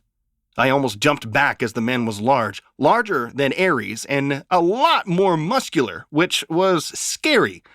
I watched as he glanced between all of us with his good eye, as half his face was disfigured. Now that I took a better look, it seemed he was scarred, like part of his body was dipped in the magma. I gulped, hoping that wouldn't happen to me down here. It looked like it hurt. "What in Hades are you all doing down here?" He glared at the 4 of us. Crap. This was a bad plan. "Do you not see what is going on outside? Or does only having one eye make you blind to the world around you?" Ares asked with a sneer. Great. He was going to make it even harder by making snarky comebacks. I rubbed my face as Pothos spoke up. "Kronos has been released from Tartarus. We need you to make a lock to replace the one that was opened." Hephaestus laughed. "So, someone finally did it. They opened the gates of Tartarus. Wait, did they want to release one of the big 3 or something?" Pothos nodded. "The daughter of Hades was the one who did it. She wanted her father back." Makes sense. She could get around the underworld without trouble. "So I take it all of Tartarus has been released?" We all nodded. He let out another laugh. "Well then, things are probably interesting up top." I stepped forward. "We need you to make the lock as soon as possible so Chrys can put Kronos back." He examined me up and down. "Who is this boy? He appears to just be a human." Ares answered for me. "He is a pathetic human, but he's also the husband of Chrys and the prince of the underworld now. I wasn't sure how I should take that, but I decided to leave it alone and stand a bit tall. Right. I am a prince, and I order you to make this lock for us. Hephaestus burst out in laughter. He bent forward, holding his stomach as he kept on laughing. I frowned. This wasn't funny. None of this was funny. If it weren't for the fact he was 3 times my size, I would have punched him. But I didn't need him knocking me straight into the lava. I did not want to find out what that felt like. Sorry. Oh, that was too funny. You, a human, ordering me around. That's ridiculous. I'm not going to make a lock for some human. He wiped away the tears. Then what about Hades? I asked. He's in the underworld, back where he belongs, and needs the lock to secure Kronos once more. He shrugged. Then he should have come up here and gotten it himself. I clutched my hands. Was this guy stupid or something? The world was being destroyed, and he couldn't care less. Pothos placed his hand on my shoulder. Just wait. Let Ares handle this. They know how to deal with each other. I wasn't sure if I believed that, but I would let them hash it all out. It was apparent that Hephaestus wasn't going to take me seriously either way. I crossed my arms and waited for Ares to start arguing. Aphrodite was being unusually quiet. I wasn't sure what she was thinking, but it seemed as if she were waiting for all of this to play out first. For someone who tried to attack us for going in her hotel room, I expected more of a fight. Maybe she was afraid of Hephaestus? Now that I looked at her closely, she seemed to be fidgeting and not looking at Hephaestus in the eyes. If she was afraid of him, why did she choose to come? I scratched my head. Why were gods so complicated? Then again, humans were just as complicated. That was why I hated being around people. Why didn't people just say what was on their mind? It made no sense to me. It always pissed me off. People simply played games and made things a lot harder than they needed to be. I let out a slow breath. There was no way I was leaving here without Hephaestus making that lock. Ares had better get him to come around. Ares, Hephaestus began, the god who took my wife away from me? Why did you think it would be a good idea for you to try to get me to do this task, Because I know you best. I know no matter who came down here, you wouldn't do what is asked of you. So I decided to come so I could beat you until you gave in. Oh, really? If that's the case, then why don't we skip formalities and get straight to it? Ares took off his coat, which I didn't understand how he still had it on, and tossed it on the table. Fine by me. Pothos let out a sigh as Ares rolled up his shirt sleeves, and Hephaestus took off his leather apron that he had been wearing, revealing tight abs and beige pants. Ares threw the first punch, and Hephaestus easily blocked it and shoved Ares straight back. Okay, was Ares crazy? This god was bigger than him, which was saying a lot. There was no way Ares could win this, even if he was the god of war. Not to mention, we were in a freaking volcano. This was not the place to have a fight, or else someone might fall into the hot magma below. Cheer up, Huntley. If all else fails, we'll get to see a fight of a lifetime. Pothos tried to joke, but it didn't do anything to make me enjoy this moment. This was stupid, and I wanted to yell at them that they were stupid, but I also didn't want their attention pointed at me. I had a feeling they wouldn't take kindly to my interrupting their fight. Ares tried punching Hephaestus again and again, but Hephaestus simply blocked each attack like it was nothing. Finally, Hephaestus took a shot at Ares, sending him flying back. "Oh, damn!" I exclaimed. "Told you." Pothos snapped his fingers, and popcorn appeared in his hands. He gestured the bag to me, and I took a handful. I was actually getting kind of hungry. Ares was quick to get back on his feet, but Hephaestus was also quick to attack again. He kicked Ares straight into the stomach, and Ares spat out blood. Damn, where was Hephaestus when we were fighting Zeus? It was clear that Ares gave up playing fair as he grabbed the smithing hammer and swung it at Hephaestus, but Hephaestus, for being as large as he was, jumped back quickly. Ares swung again and again, causing Hephaestus to go back toward the lava. Oh man, was I going to witness someone falling into the lava today? The next time Ares swung, Hephaestus caught the hammer and pulled it out of his hands. I grabbed another handful of popcorn, simply in awe that someone could beat Ares like that. Ares collapsed back just as Hephaestus began to swing the hammer. Stop! Chapter 11. Chrys. We stepped through the gelatin-like substance, and I couldn't believe my eyes. It was like an air pocket under the water. But it also was a lot more clear and beautiful than it had appeared on the outside. There were countless piles of treasure, gold, gems, swords, jewelry. I had never seen so much splendor, and I lived in a castle. Then again, Father didn't care for treasure like this, so most were dark and made of iron or something. I wouldn't mind a few of those, though.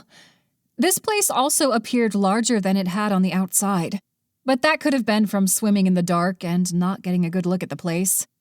The treasure went on for hundreds of meters until it reached a small castle, like something out of a fairy tale book. It was taller than it was wide and went all the way to the top of the dome. I gasped in wonder. The trail that had led up to it was lined with treasures, and I didn't know if that was on purpose or if there was just so much junk, rich junk, down here, that they simply cleared a path so that people could walk through. I saw why all the gods had called her a hoarder. My guess is that Aphrodite is in the castle somewhere, looking down upon all her treasures, so probably up high, Paisy explained. Have you been here before? I asked. She nodded. I have. We sirens are both creatures of the sea and sky, so we have spent some time here and helped bring trinkets in exchange for various things. I'm hoping since I have worked for her, she will listen to me. Well, that was a good sign. And if it comes down to it, I can make her see nightmares until she gives in. Mel smiled. We should probably not use that tactic, but I also think the two of us need to hang out more, I said. Besides, when I was in London, we didn't hang out too much. I had been so focused on getting my father back, I hadn't reached out to anyone to spend time with. I had also been getting used to my father's duties, which took up most of my time. As we approached the castle, 3 water nymphs came running out of the castle, swords pulled. Their skin was a bluish tint and almost sparkled. We all raised our hands. Whoa, whoa, whoa, Paisy said. It's me. We came to talk to Aphrodite. Is she here? The water nymphs looked at each other. One of them that had a bit of pink mixed with the blue on her skin said, She's busy right now. Well, that was odd. What the heck would she be doing right now? I stepped forward. I am the daughter of Hades and queen of the underworld, and I command her to speak with me. I need her help in taking down Kronos. She can't refuse. The nymphs looked at each other again. The one with a greener tint responded this time. She wasn't expecting you. Let us talk to her and see if she will allow your presence. Please wait here. We did as we asked, and one of the nymphs went inside while the other 2 waited with us. I presumed it was so that they could make sure we didn't sneak in or cause trouble. As we waited, I snapped my fingers and made the ropes disappear. I would just have to summon them later when we left. I snapped my fingers again, and we were back to our old clothes. I was wearing a dark shirt and pants, my typical outfit. As I peered around, I found that there really wasn't much going on here. I didn't see any other gods, goddesses, or nymphs out and about. I didn't see the scythe mixed in with all the treasures either. I wondered what it looked like, as it was made with adamantine, the same substance as the gates to Tartarus. Down there it had a bit of a silvery green look to it. I wondered if the scythe would have the same appearance. After a while, the nymph came back down to where we were. She bowed. Right this way, Your Majesty. I smiled. Thank you. They led us into the palace, and I couldn't believe my eyes. The entire place was decorated with a pearl color and more trinkets as far as the eyes could see. There were gold coins, swords, shields, anchors, gems, and whatnots as far as the eyes could see. What was wrong with this goddess? This was far too much stuff for clearly one person. I supposed if I were married to Poseidon, I would have gone crazy and needed a hobby too. We traveled farther and farther up the castle. My legs felt like jelly, and I honestly wanted to cry after that swim. I wondered if we could take a nap there before heading out. I had a feeling the answer was no, as I didn't see any spare bedrooms, just rooms to collect junk. Glancing over to Mel, she appeared as tired as I was. I grabbed her hand and we helped each other up the stairs. Paisley was fine, as she was used to swimming across the ocean. I understood now why Father didn't have Huntley come with us. He would not have lasted as long as we did. I wondered how he was faring as he had to go into a volcano. I doubted Father would have sent him somewhere dangerous. It would have been cool to see a volcano, though. Perhaps later. We finally made it to the top of the castle, and the nymphs opened a large pearl-colored door. The handles were in the shape of seashells, and were quite true to the theme. As the doors opened, brilliant sparkles of shells and rocks filled my vision. I had to use my hand to shield my face. As my eyes adjusted, I found Aphrodite standing in the middle of the room, wearing a long, flowing light blue dress that was sheer, with a solid-color tight bodice and shirt underneath. As she moved her arms, the sleeves appeared like jellyfish in the air.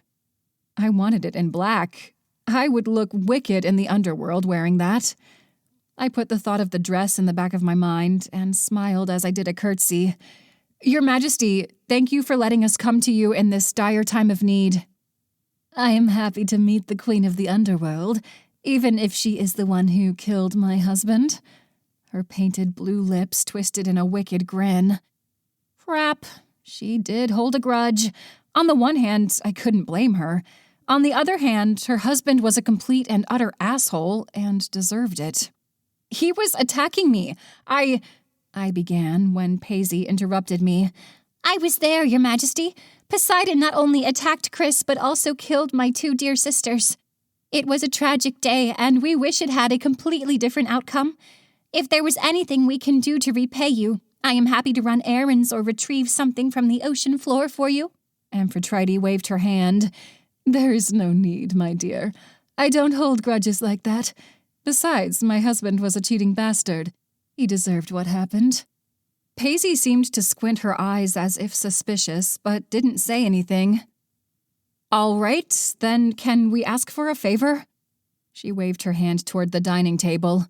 How about we sit down and discuss this? Carissa, Delphine, Ismina, please get us some tea and refreshments. I followed her over to the table, happy to finally be off my feet. By the look of relief on Mel's face, she felt the same. Before we could even begin talking, the 3 nymphs brought in the tea and refreshments. It was an entire 3-tier tray of small sandwiches, pastries, and desserts. It was like an afternoon tea in London. I held back my excitement, as afternoon tea was my favorite meal that I didn't get to indulge in too often with my schedule. The nymph poured us each a cup of tea. We all thanked her, and Aphrodite finally began talking. Now tell me, what did you all come down here to ask me? Paisley took a sip of her tea and set it down. As you might have noticed, Cronus has been released from Tartarus. In order to stop the chaos that's happening on Earth and eventually the sea down here, we need the Scythe to put him back and restore order. Aphrodite took another sip of her tea, as if considering it all. Finally, she answered, No. Chapter 12. Huntley. Aphrodite's voice echoed throughout the volcanic chamber. After the sound ended, it was quiet, with only the sound of Pothos' crunching on popcorn and the lava bubbling around. Hephaestus held the hammer up in the air as Aphrodite stood between him and Ares. Ares looked beaten, like more so than I had ever seen him, more so than even his character in Dungeons & Dragons, and that included a death-saving throw. Blood dripped from his mouth, and his left eye was closed and bruised. I took another handful of popcorn. I had to agree with Pothos. This was quite the show. I just hoped they wouldn't notice us watching like we were. But I was really hungry, and Pothos started it. Aphrodite stared up at the large man, holding her hand up as if she would be able to stop the hammer. Lucky for her, he didn't swing. Hephaestus glared at her. What do you think you are doing? Stopping you from hurting the man I love. Oh, damn. I took another bite of the popcorn, wondering what was going to happen next. Hopefully, Aphrodite could de-escalate the situation and convince Hephaestus to take the lock. But right now, it was as if we were getting front-row seats to a drama. Hephaestus turned red. Why do you negate my feelings like that? Why do you expect me to help you when my own wife has left me for another man? Because we were never wed out of love. You forced Zeus to make me marry you. Don't you realize that? Ares and I were supposed to be married, and you ruined that for me. You ruined any happiness I could ever have. That was a low blow. Pothos smacked me and nodded over to some chairs. My legs were tired, so I followed. They were warm, but they weren't burning my skin like the metal slides did during the summer when I grew up. Whoever thought metal slides in the sun was a good idea needed their brain checked. I loved you with all my heart, Hephaestus shouted. She shook her head. No, you loved the idea of me. But this entire time you've been working or hiding or whatnot, you never cared about actually marrying me. You just wanted to fuck me. Hephaestus appeared as if he was about to swing the hammer at Aphrodite. I reached out for her. I knew there was nothing I could do to stop Hephaestus from doing, well, anything he wanted, if I were honest, at least not physically. He calmed down, taking deep breaths, and set the hammer down. You've no idea how I felt about you. I know that I am some monster, a large, grotesque monster. I don't know. I wanted to believe someone as beautiful as you could love me. I was a fool. I didn't know whether to feel sorry for him. I mean, he did force her to marry him just because he wanted someone to love him.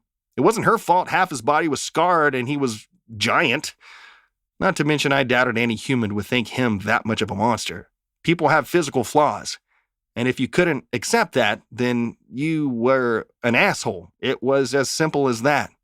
But these were gods. And I had a feeling since all the other gods appeared perfect, I too would be a little self-conscious and feel out of place. But that didn't mean I would force anyone to marry me. Aphrodite shook her head. No, I am not something you can use to fix yourself. And it was never your looks that made me not marry you. It was the way you treated others, like Ares here. You had no problem almost killing him. Hephaestus pointed at Ares. He started it. No, you started it a long time ago when you went behind his back to Zeus when you knew we were going to get married. Ares has every right to be angry. Pothos and I were almost out of popcorn. With the snap of his fingers, Pothos refilled the bag. I took another handful. This was honestly the best popcorn I had ever had. It was perfectly buttered, and none of it was burnt. I would definitely ask where Pothos was materializing it from. Hephaestus turned to the lava inside. Fine. I'll make the lock. It isn't like I have anything else to do. I'm sorry I have caused so much trouble.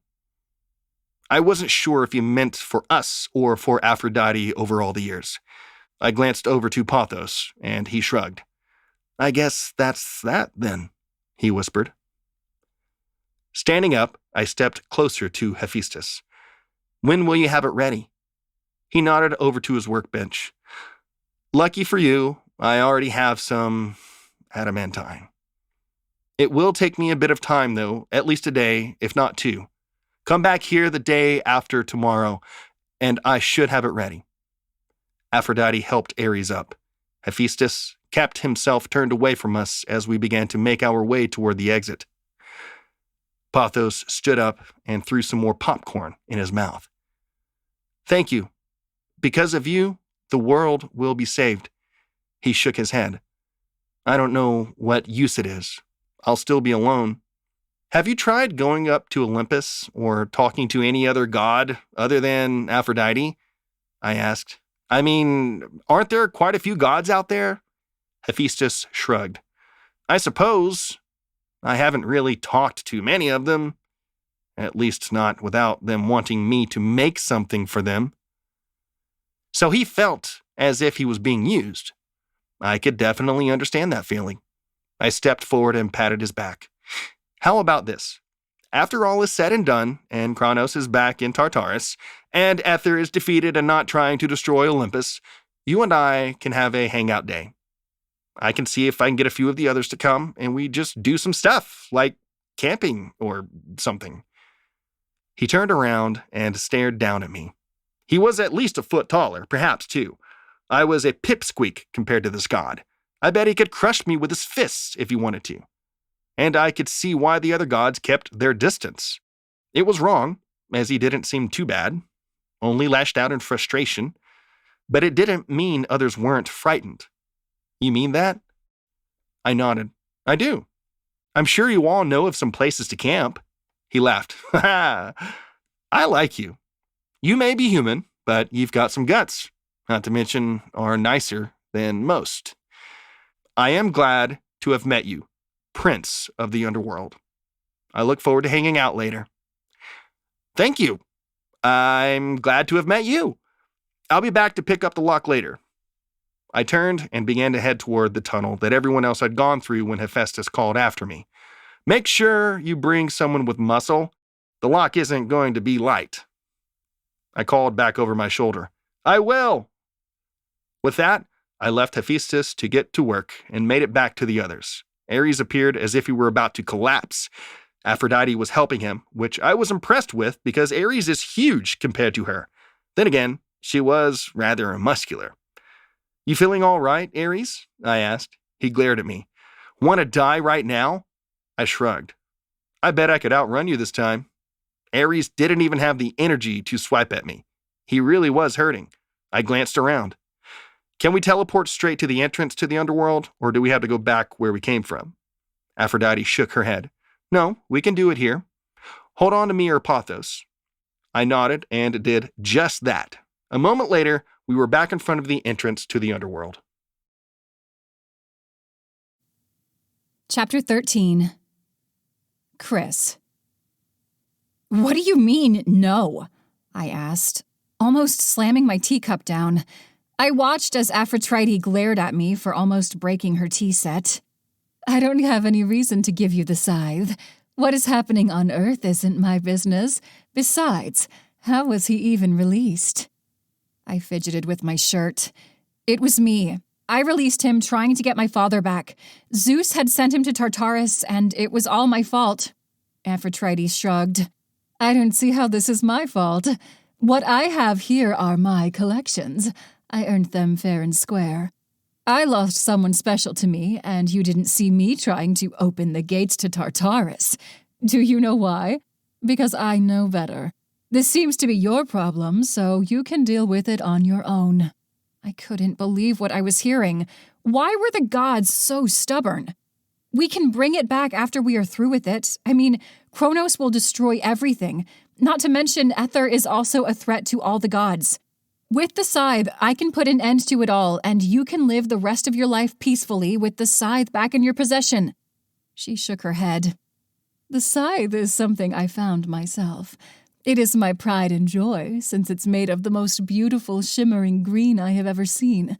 It's what led me to stay in the ocean and start collecting everything. As centuries have gone by, and the world is in chaos or it is peaceful, I have stayed here admiring everything I possess. I don't have anyone to bother me. None of the gods come here until they have a trade, and that's very rare. Paisy asked, What do you want in trade for using the scythe? Aphrodite shook her head. There is nothing. I know that once it's in the daughter of Hades' hands, it will not return to my own, so I do not wish to depart with it. There have to be some other ways to destroy Kronos. You just aren't going to be using anything of mine. Go search for some other relic. Something was off here. She made no sense. Did she really like the scythe that much? I mean, other than it being beautiful, like she had said, she didn't have much purpose for a scythe down here, especially one that could destroy anything it touches. which might be why she didn't think we would give it back, but it didn't seem she cared to fight ever or leave this place. What was her deal? If it was indeed beautiful, I could imagine she would just keep it around, seeing all the junk she possessed. But in that line of thinking, she had so many other things. Why would the scythe be the one thing she wouldn't part with? "What about the shield of Achilles?" I asked. "Would you be willing to part with that?" She sipped her drink for a moment, then nodded. "That I'll be willing to give to you. It's worn and dented. I don't have much use for it." She turned to the nymphs. "Bring us the shield." 2 of the nymphs nodded and ran off to the other room. I wondered if they would have to search all the rooms, or if they had the contents of this place memorized. I couldn't imagine that being easy. "Now," Aphrodite picked up the teapot. "Would you like another cup of tea?" I nodded, and she poured us each more tea. Mel hadn't said anything, but she seemed to have a bit of a confused look on her face. I leaned over to her. "What is it?" I asked. "Something seems off. I can see her fears and nightmares, and one of them seems like it shouldn't be possible." "Oh? What is it? Maybe we could use it to our advantage." "Well, she's afraid of losing Poseidon." I furrowed my brows. "But she already lost Poseidon." "That's what I was thinking, but it isn't an old worry, it's a new one. I'm not sure how to explain it." I sat back up and smiled at Aphrodite. Was it possible that Poseidon was here, and that was why she wasn't going to give us the scythe? Because she didn't want Kronos and Tartarus destroyed? Because then she would lose Poseidon? I bit my lip. If that was true, then would my father also have to return to Tartarus? That wasn't something I was willing to let happen, at least not without a fight. But if I brought it up and she was hiding him, it would make her even angrier with me. After a few minutes of silently eating snacks and sipping tea, the nymphs brought in the shield. It was large, about 1 meter in length, with carved designs around it. The nymph handed it to me. "Thank you," I said as I examined it closer. The center appeared to have the earth, sea, moon, stars, and sun. Around that were many figures standing around looking joyful. Then around that were figures fighting with swords and shields. On the very edge were more happy people. It was stunning, but I couldn't understand why it was on a shield that would have been used in war and not just to decorate. Whatever, it didn't matter. It was strong, and that was all I needed. Well, that and the scythe. "I'm sorry I can't give you the scythe, but I simply can't part with it. You do understand, don't you?" Aphrodite said. I understood she was selfish. I nodded. "Of course, I am thankful I'll have at least this shield to keep me from dying as I risk my life to save the world." Before Aphrodite could comment, a figure stepped from the back room. I recognized the dark curly hair. It was Poseidon, and he was nude. "Aphrodite, when are you going to come back to bed? Oh!" He noticed us there and grinned. "Ladies." I held up the shield to literally shield my eyes. I did not want to look at that. Paisy and Mel, on the other hand, didn't look away. "Poseidon, I told you to stay in bed." "I got bored." "You know that no one can see you or else they will send you back." Aphrodite's face was red now, and she yelled at her husband. So Mel was right. That was her fear with the scythe. "Aphrodite," I began, "I am not here to put your husband back in Tartarus. I am here for the scythe. I won't make it, so he or my father and maybe Zeus have to go back. I'll do everything in my power to stop that from happening." She shook her head. "No, there is no way you can return Tartarus into its original form with Kronos in it without their souls going back. It's impossible." I felt my heart sink into my stomach. Was that true? "How would you know? This has never happened before. I'll make sure your husband is safe. Just give us the scythe." "Never! I'll never let you win against Cronus." I let out a sigh. "If I don't stop Kronos, he will destroy everything. You realize that, don't you? He will come down here and destroy all this. and perhaps he will take the scythe and destroy everything in existence. And if he doesn't, Aether will. Either way, we are all screwed. You get that, right? If you help me, you'll get a chance to be with the person you love. No, you can't promise me that. No, if I don't help you, then if he's taken away from me, I can go with him. Whether it be Aether murdering us or Kronos swallowing us whole. I don't care, but I know I'll be with him. You can't guarantee me that. You can't promise me that my husband won't go to Tartarus for an eternity without me. Well, I had to admit, she had a point there. I really couldn't promise that. I would try my hardest, I swore, as I couldn't let my father go back to Tartarus, not without he and Zeus described it. He didn't deserve it. Get out! She yelled at us. All of you! You are no longer wanted here. Leave before I decide to get rid of you myself.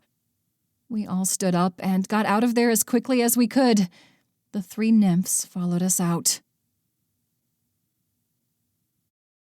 Chapter 14. Huntley. The world appeared even more disastrous. I stared out at the world as it was slowly being destroyed by Kronos as he went on a rampage. Fires engulfed everything around us. I had never seen anything so terrifying. And I had seen Ares lose a board game. Pothos patted my back. It will be okay. We'll stop this. But we've got to get into the underworld. Come on. I nodded and turned back to the rest of them. Ares was still injured and limping, more than he had when he fought against Aether to protect Aphrodite. Maka would be able to heal him, and he would be the good old strong Ares that he always was. We stepped inside the doors, and as they closed, I felt a bit of relief. We were home, and almost to the place of protection. There were many gods lined up, and other creatures such as nymphs and the like.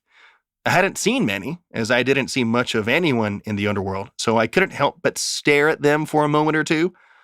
Pothos nudged me, and I moved my gaze over to some nice-looking rocks. We are able to cut this line, you know. You are the prince of the underworld, after all, Pothos commented. I nodded. Right, I started forward. Excuse me, prince of the underworld coming through? We need to get back so we can save the world and whatnot? Everyone stared at the 4 of us as we made our way through. I heard murmurs as we went to the front. Prince of the underworld? That punk human? What was Hades thinking letting a human like that marry his daughter? I bet he's lying. That can't be right. I ignored them. I was used to talk like that, so it shouldn't have bothered me. But part of me felt a little bad. I was doing everything I could to save all of them, and those were the comments I got. Oh, I hated it. We made it to the front of the line and found that Charon wasn't back yet. I figured as much, as I couldn't hear him. As we waited, the whispers continued. Hades must have lost his mind. Was Chrys forced into marriage? Did he have something over her? Did he defeat some Minotaur or something? He doesn't appear to be a demigod. I folded my arms. This was ridiculous. I didn't want to hear any more of it. I couldn't wait to be back in my room and just sleep for a day and a half and then go get the lock. I had a feeling that wasn't going to happen, however. I was probably going to be pulling a few all-nighters since I was dead and didn't technically need sleep. It just sort of passed the time and helped me calm down a bit, and I was used to sleeping somewhat. As the whispers continued, Pothos leapt up on a wooden platform and turned to them all. Are you all idiots? Do you get your pleasures by being assholes? This here is your prince, the prince who will be there when you get your safe haven in the underworld. He saved the world already and will be doing so again after we get the lock back to seal up Tartarus. Do you know any god who has stepped up to save the day like this human? No? Then bugger off! Pothos jumped down from the platform. Everyone was silent, including me. Was that necessary? I asked. He shrugged. They were pissing me off, so yes. I rolled my eyes, but was thankful I had friends like him who were willing to stand up for me now. I definitely didn't have any of those when I was growing up. Charon finally showed, singing some song I'd never heard of. I sighed as I knew this would be a long ride, but it was better than being out where Kronos was. As he drew closer, Charon began to count how many gods there were. 25! Then I need about 5 boats. With a snap of his fingers, 4 more boats appeared. I widened my eyes. Since when could he do that? I guess we had never had to travel where he was leading the souls before, as these were all gods and other mythical creatures that needed to go to the castle. Ares, Pothos, Aphrodite, and I got into the front boat, which I realized was a mistake. We could have gotten in the back one and not had to hear him talking. I sighed as the boat started moving and Charon started speaking. It would be one thing if he actually listened to what we had to say, but he didn't. He simply kept talking over whoever else was talking. It was a one-sided conversation. So, were you able to get the big scary Hephaestus to make the lock for us? Oh, it was actually a question aimed toward us. Yeah, a long time ago. I rolled my eyes. I should have figured. Hephaestus was cast out of Olympus for his hideousness. To seek revenge, he made a golden throne that Hera saw and adored, and the gods drugged him with wine and convinced him to bring it to Olympus. Okay, that was horrible. I mean, truly horrible. I could understand why he was so angry all the time and why he hated all the gods. Pothos leaned over to me. Before you get too sympathetic for Hephaestus, he also set a trap for Ares and Aphrodite while they were having sex and dragged them both to Olympus so everyone could see them nude together. Before I could remark on that, Ares turned around and glared at Pothos with his one good eye. Pothos shrugged. He needed to know. Ares didn't say anything but turned to face forward. I leaned close to Pothos so Ares couldn't hear. That sounded like a really embarrassing event, I whispered. Oh, it was, Pothos said. I had never seen Ares so pissed. It was bad. I thought that was going to be the end of Olympus itself. I can't imagine. Ares spun around and grabbed the 2 of us by the collars of our shirts. I was surprised he still had enough strength left. How about you 2 shut up or I'll throw you over this boat and you can swim to the castle. Aphrodite touched his arm. Honey, please. They're just kids. He narrowed his eye at us. Shut up. With that, he let us go, and I fell back to the seat with a thud, as did Pothos. We glanced at each other, but didn't say anything. We knew better than to piss off Ares any more at this point. Charon, however, kept talking, but Ares knew better than to bite off the head of the person guiding the boat. It was another hour before we reached Hades' castle. I could hear some of the gods that were in the boat behind us mocking it, saying it was so gothic and emo. To be fair, it was, but were they really making remarks about a place that was their only safe haven? I wanted to slap them, but I knew better than to slap a god. We arrived at the dock, and Hades was there to greet us and show the gods where they could go. When he saw us, he smiled a little. You are all back. He glanced over to Ares. I take it Hephaestus took out some of his frustrations on Ares again? I nodded, but Aphrodite was able to convince him to make the lock. Good. Are you all right? There's blood all over your shirt. I glanced down. Sure enough, Ares had gotten his blood all over me. I'm fine. Ares got a little mad at Pothos and me on the way back. It's his blood. Per the norm. He turned to Ares. You need medical attention. Maka is in the secondary lounge area taking care of any gods that come injured. Let me take you to her. Hades started to lead Aphrodite and Ares when I called out after him. Wait, is Chrys back yet? He shook his head. Not yet.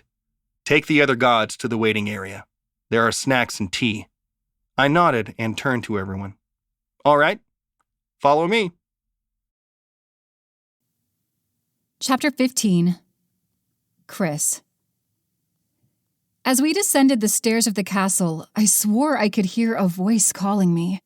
It was deep and dark sounding, almost like the voice I had heard when I was falling into Tartarus. It made me shudder as none of the words made sense. Was this the primordial language that the note had been written in? I wasn't sure, but I knew I couldn't ignore it. I tried to focus, but none of it made sense.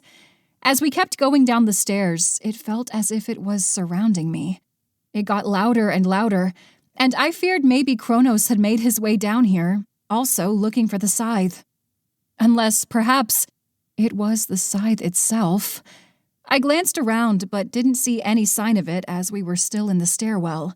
There was nothing there but gems and coins and the random small statue. But I kept glancing around just to make sure. Mel leaned in toward me. "What's wrong?" "The scythe," I whispered so that the nymphs couldn't hear me. "I can hear it. I think it's nearby and trying to call for me. Be on the lookout for it." She nodded and leaned into Paisy to tell her the same. As we finally descended all the way down to the main level, we stepped outside to find the same stacks upon stacks of treasure to greet us. There was no way we could find this on our own. I let out a sigh as I peered around. There was just so much gold and so many gems. Nothing stood out because it all looked so grand. I clutched the shield. While it was helpful, I knew it wouldn't be enough. We needed that scythe to restore it. We had to find it. I was hoping once we left the palace itself, the nymphs would leave us alone. It appeared that wasn't going to be the case. They were going to make sure we exited this place, which made me believe perhaps it was out here somewhere. Otherwise, they didn't have anything to fear. The voice was getting louder, so loud that I could barely think. And none of it made sense, which was the worst part. What did they want? Why couldn't they translate for me? I knew after all this was over, I would learn Primordial in case anything like this happened again. One could never be too careful, especially if one lived for thousands of years. I scanned the area, looking for anything that sparkled a grayish green like the gates of Tartarus. I didn't see anything but brightly colored gems and gold. There were statues upon statues as well, and I wondered if some had been made by Medusa, as the faces appeared frightened. "There!" the voice yelled in my head. Finally, a language I understood. I glanced up to find the scythe, longer than I was tall, laying on top of a golden pile. And it was far off, at least a few hundred meters, and we were headed in the opposite direction. Of course. I swore it wasn't there earlier. I would have noticed it. Whatever, it didn't matter now. We had to get it. So, what was I going to do? Take out the nymphs? I could just make them pass out or something, but my power could be dangerous if it wasn't under control. No, I had been training for the past 2 years. I was in control of my powers now. At least I thought so. Paisy tapped my shoulder. "I see it. I'll take them out. Run straight for it and meet us at the entrance." Mel grabbed the shield. "I'll take this so your hands are free." I nodded, and moments later I heard the loudest scream I had ever heard. I knew if Paisy had been facing me, my eardrums would have burst. I was definitely glad she was on my team. Running as fast as I could, I went straight for the scythe. The voice disappeared as I now had the intention of grabbing it and taking it with me. "Thanks, strange voice. I couldn't have done this without you." Apparently, Aphrodite didn't trust her nymphs, as I could hear her call from a window above. "Guards! Seize them! How did the scythe get out there?" So there were more nymphs or guards. Great.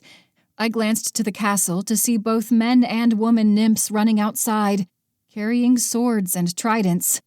This was not going to be fun. I kept running. Luckily, I was closer to the scythe than any of them were. They were gaining on me fast. I reached out and took the scythe by the snath. That was when everything changed. I should have known there would be some sort of strange energy with it, but I wasn't prepared for it. It was as if energy of the primordial era rushed into me. It felt as if it were going to tear me apart. I screamed as the blast almost blew me away. Then, as quick as it came, it subsided, and I understood. I understood what this scythe was and why it came into existence. It was meant to destroy. It was created in fear, and it was meant to destroy. Taking a deep breath, I tried to calm myself down. This wasn't my first rodeo when it came to having a dark energy inside that wanted to destroy everything. No, I was used to it. It was nature. This thing couldn't distract me from what I needed to do. The nymphs attacked me from behind, and I was quick to use the snap of the scythe to block their attacks. I wasn't going to use it against them, as I didn't think they deserved it. Not to mention, it would be overkill. I felt that if I swung this thing, I would destroy this entire place. And although Aphrodite was kind of a bitch and Poseidon was here, and I could kill him all over again, I wasn't that cruel. Although I had to admit, I kind of wanted to. But these nymphs didn't deserve that. They were just following orders. I smacked them with the blunt end, blowing them all back and making a run for it toward the entrance, and where Paisy and Mel were battling their own people. Paisy used her voice to knock them all back, and as I approached, she grabbed both our hands, and we went through the bubble into the sea. So apparently, once I went somewhere with air, the whole breathing underwater thing wasn't a thing. Also, the current was strong the moment you went from inside the bubble to the water, and we were all pulled up and away. I opened my mouth, and it filled with water. I was choking as Paisy turned and kissed me on the lips. I took in deep breaths of whatever I was breathing, happy that I was no longer drowning. She went over and did the same to Mel, who appeared as relieved as I was. We began swimming away as quickly as we could. As I was about to snap my fingers and make the rope, I felt something stab me in the back. I screamed out in pain as I let go of Paisy's hand. "Chrys!" she screamed as I turned around and found that it was Poseidon who had stabbed me with his trident. How stupid was he? I watched as red filled the water around me. Everything seemed a bit fuzzy as more and more blood came out of me. He raised his trident as if he were going to do it again. I blocked it with the snath. Why won't you just die? Poseidon yelled. Why won't you just stop being an asshole? I yelled back. Paisy and Mel swam toward us, but I shook my head. Stay back! I'll handle this. I pushed the snath toward him, sending him backward, and with one quick motion, I sliced through the water with the scythe. And damn, it was really powerful. I never would have expected that it was so easy to wield. The blade cut the water in half, which I didn't think was possible, destroyed Poseidon in a second, but the powerful wave didn't stop there. No, it went straight back and straight for the palace. Oh no, I whispered as I watched the entire place explode. I never meant to hurt them. I was just trying to stop Poseidon. The impact sent the three of us flying backward. I didn't know which way was up or down as currents grabbed me and hauled me off. Blood mixed with the water around me as I kept bleeding out. It was too much for me, and as I clutched the scythe, I lost sight of Paisy and Mel, and eventually lost consciousness. Chapter 16. Huntley. Where was Chrys? I had gone back to my room to change, as I didn't have any cool, snappy powers to change like Pothos did. He offered to change my shirt for me, but that always felt weird to me. Also, I didn't trust that he would pick a shirt I liked, and I wanted to walk around a bit. As I tried to clear my head, I worried about Chrys. They had gotten up to Earth before we did, and we had to travel all the way back. Why wasn't she back yet? Pothos had mentioned gods couldn't snap to places in the water due to the currents and something about Poseidon. I supposed it was the same in Olympus and the underworld, so it made sense. But still, I didn't like having to wait. I also didn't like being around all these gods without her. I felt like I didn't belong, and at least with her, I could hide behind her. I tried doing that with Hades, and he simply gave me a look. No, it was too awkward. There was always Persephone, as she liked me, but again, awkward. At least I had Pothos, but I felt bad hiding behind him when he was dealing with his own problems. His brother had been eaten by Cronus. I supposed it was better than being dead, as he could still be saved, but still, I had no idea what kind of agony he was going through currently. I wondered if it was like all the stories of whales eating people, or if it was like they were in darkness, like a pit. If it wasn't anything like Tartarus, it would more than likely be the latter. Either way, it wouldn't be fun, and we needed to do something about it. I got to Chrys's in my bedroom and grabbed a new black tea and threw the other one in the sink to deal with later. I sighed as I peered over at Chrys's setup. She would be okay. She had to be. It was normal to take longer. Not much time had passed either way. She would be fine. I took a deep breath and headed back to where all the gods were. As I made my way through the hallway, I found Hades pinching the bridge of his nose. That was his typical stressed-out look. I wondered what part of all this madness he was stressed out about the most. Chrys still not returning? Kronos destroying everything? Aether taking over Olympus? Tartarus not having a lock? Or if it was because all these gods were in their domain, causing problems. I had a feeling it was a little bit of everything. I tried to sneak past, as it didn't appear he wanted to be bothered, when he opened his eyes. "Oh, Huntley, it's you." He let out a sigh. "I was worried it was one of them. Or worse, Zeus. Just me. I had to change my shirt because of Ares' blood and all that." "I'm surprised it wasn't your blood. He doesn't usually just threaten, but likes to get in a few punches." I shrugged. "Yeah? But Aphrodite was there, so he wasn't able to. And he's a bit weak with the whole Hephaestus beating him into a pulp and all." He shook his head. I knew it was a bad idea for him to go, but he never listens. He cares about Aphrodite and wants her to be safe, even if it's at the cost of his life. One of the few godly couples that actually love each other. He had a point there. I didn't know any other gods that truly loved each other. There were flings and marriages, but did I know of any that were still together? None came to mind. But at the same time, I wasn't well acquainted with many. But I suppose I should get back in there. I am this domain's ruler, after all. He began to walk when suddenly he clutched his chest and bent over. I stepped forward. "Are you all right?" He didn't move as he grimaced. Whatever was happening appeared to hurt bad. "I was afraid this would happen." "What?" I asked. He took a few deep breaths and stood straight up. "These bodies, they weren't meant to be outside the afterlife for long." I didn't like the sound of that. "What are you saying?" "I'm saying that once Tartarus has a lock and Kronos is back where he belongs, all the souls that were in there will also go back, including myself." So all this had been for nothing? I couldn't believe that. Hades had to be freed of Tartarus, or else I didn't think Chrys was going to be able to handle it. What would she do when she found out? I had a feeling it wouldn't be good. "Huntley, you have to promise me you won't tell Chrys. We have to finish this, and I can't distract her with this. Will you promise me?" I didn't like the idea of lying to Chrys, but he had a point. "I promise. But there has to be a way to free you." "There isn't. At least not that I know of. I already feel weak. I don't know how much longer I'll be able to go on like this. Chrys needs to get back here soon. How long did Hephaestus say it would take?" "The day after tomorrow the lock will be ready," I said. He nodded. "Good. Zeus and I should be able to last that long.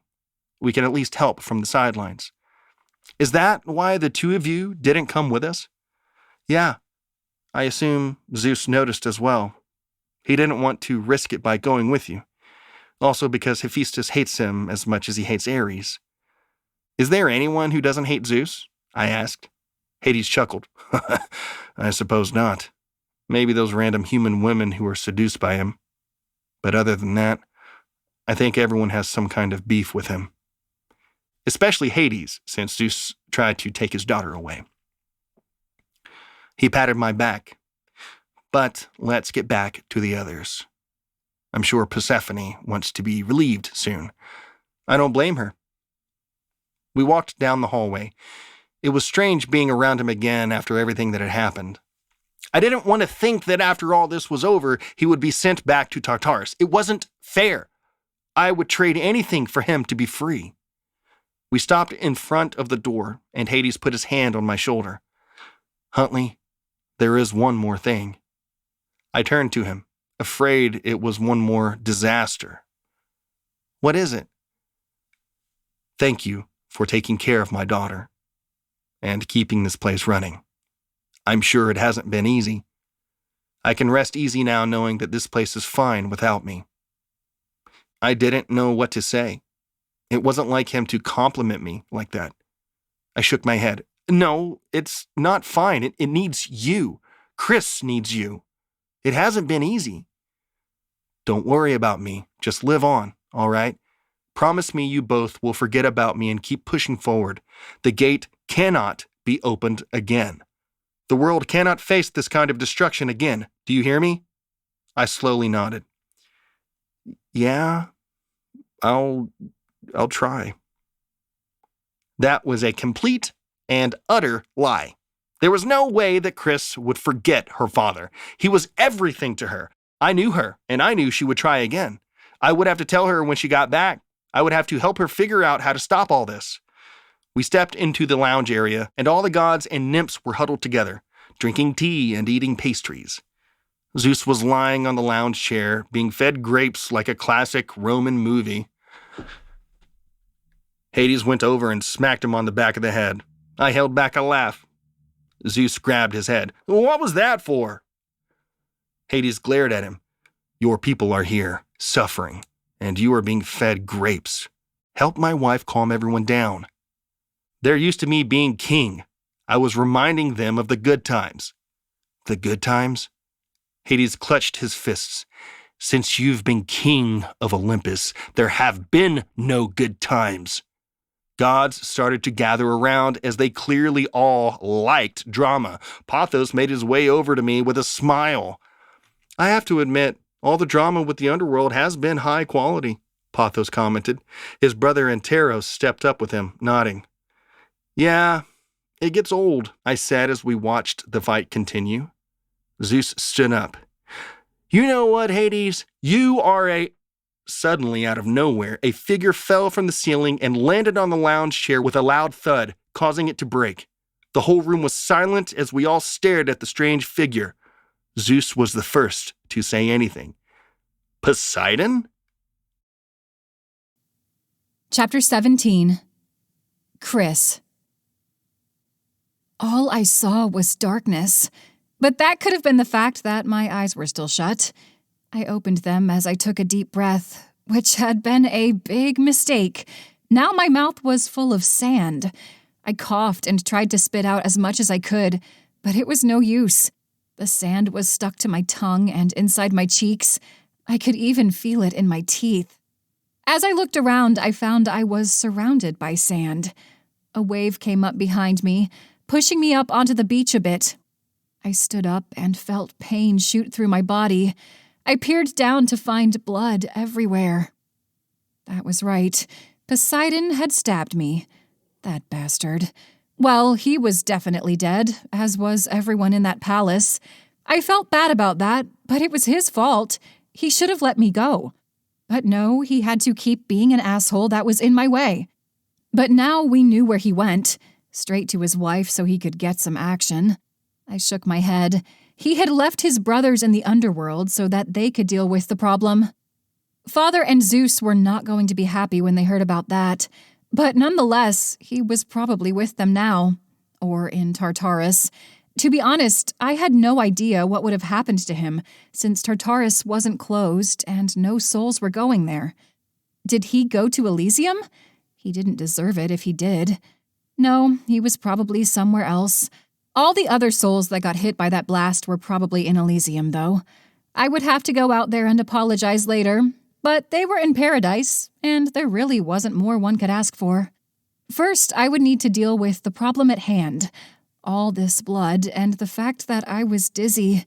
Nothing made sense, and I tried to remember what I had gone into the ocean for. Right, it was for the scythe. I peered around and saw it lying on the sand a few feet away. That was lucky. I must have had a death grip on it. Then I remembered Paisy and Mel. I glanced around, but didn't see any sign of them. Crap, I whispered. Where was I? In the distance, there was a small cottage.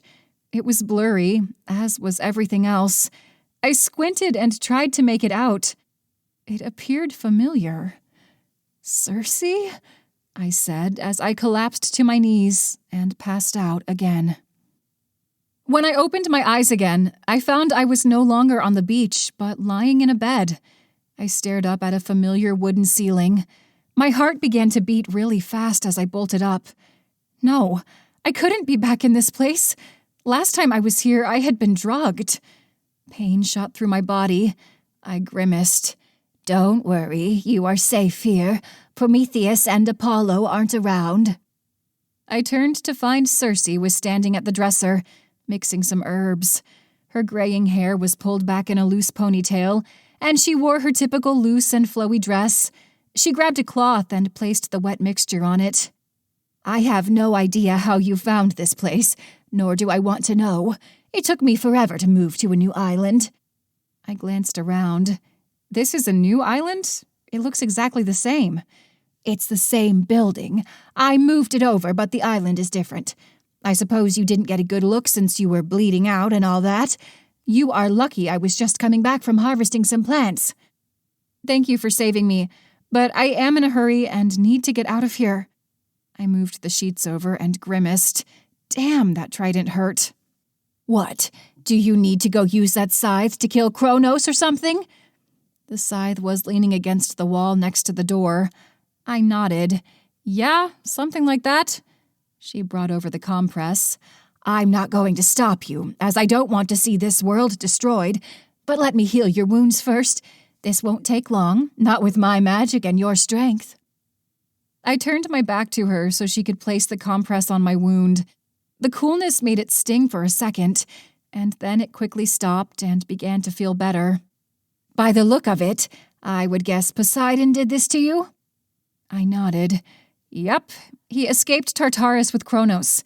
Zeus and my father are in the underworld still. They had no idea he escaped so quickly. That's definitely something he would do. The more we talked, the better I felt. The herbs she used worked fast. Did anyone else wash up on the shore? I was in the water with 2 friends, Mel and Paisy. She shook her head. No, you were the only one. My guess is that they traveled farther in hopes you would make it. The sea is a large place. It wouldn't be wise for them to keep looking for you unless you didn't show up for a while. I nodded. That made sense. I thank you very much for helping me and healing me, but I must go. My father is waiting for me and I don't want him to worry. You do know that your father and the rest of them will go back to Tartarus once you defeat Kronos, right? I frowned. Aphrodite mentioned something about that. I can't let my father go to Tartarus. I'll do anything. I am sure you'll find a way to sever the ties they have with the underworld, but I'll warn you, it won't be easy. There are many things stronger than the bond of death. I sighed. Yeah, I know. She went over to her mixture of herbs and grabbed more of the fresh plants she had. Take these with you. I have a feeling that there will be many warriors who will need them in the coming months. I'm sure Maka will be able to figure out my formula and make good use of it all. Oh, you know Maka? She nodded. Yes, I do. We were friends a long time ago, but that was in the past. Why don't you come with me? We could really use your help. She shook her head. No, none of the gods care for me anymore. Besides, if Kronos does find me here, I have lived a long time and feel that this would be a spot to end it all. I have accepted death. I've been alive for a while and am ready to rest. Young gods like yourself need to take over, just like we took over after the Titans. I understood what she meant, but wasn't too happy that she didn't want to help. I stood up, my body feeling better now that the herbs had done their thing. Circe handed me the herbs. Thank you for everything. You saved me. It was my pleasure to pay you back for what happened with Prometheus. I didn't want to drug you like I did, and I am sorry. Don't worry, all was forgiven. I understand why Prometheus did what he did. She gave me a hug, and I went to grab my scythe, and in a moment, I disappeared and reappeared in front of the gates of the underworld. And I couldn't believe what I saw. Kronos was destroying everything. Fires burned throughout the world, and tears filled my eyes. I had to make sure the lock was on Tartarus before I could take him out. I clutched my scythe, wanting to end him right then and there. But I couldn't. I took a deep breath and turned to the doors of the underworld. Just like Circe predicted, Mel and Paisy were there. They hugged me quickly. "Thank goodness you are all right," Mel exclaimed. "We were worried. I would have gone looking for you if you were any later." "Thank you, both of you. I was saved by Circe and all is fine now. Let's get going so we can end this once and for all." Chapter 18. Huntley. Chrys was back. I ran to the dock to find Chrys getting off of one of the gondolas. I swept her off her feet in a hug. "Careful! I am healing," she laughed. I set her down, and she gave me a kiss. Now that I looked at her, she did appear to have stab wounds in her back. "What happened? Are you okay?" She nodded. "I'm fine. It was just an incident, but Circe healed me up and sent me home with some herbs." She held up a basket. "This should help anyone who is injured." "That's good," I said. "Ares got beat up pretty badly and would need some." "Ares? Wasn't he with you? Are you all right?" "I'm fine. Hephaestus and Ares just had some anger issues."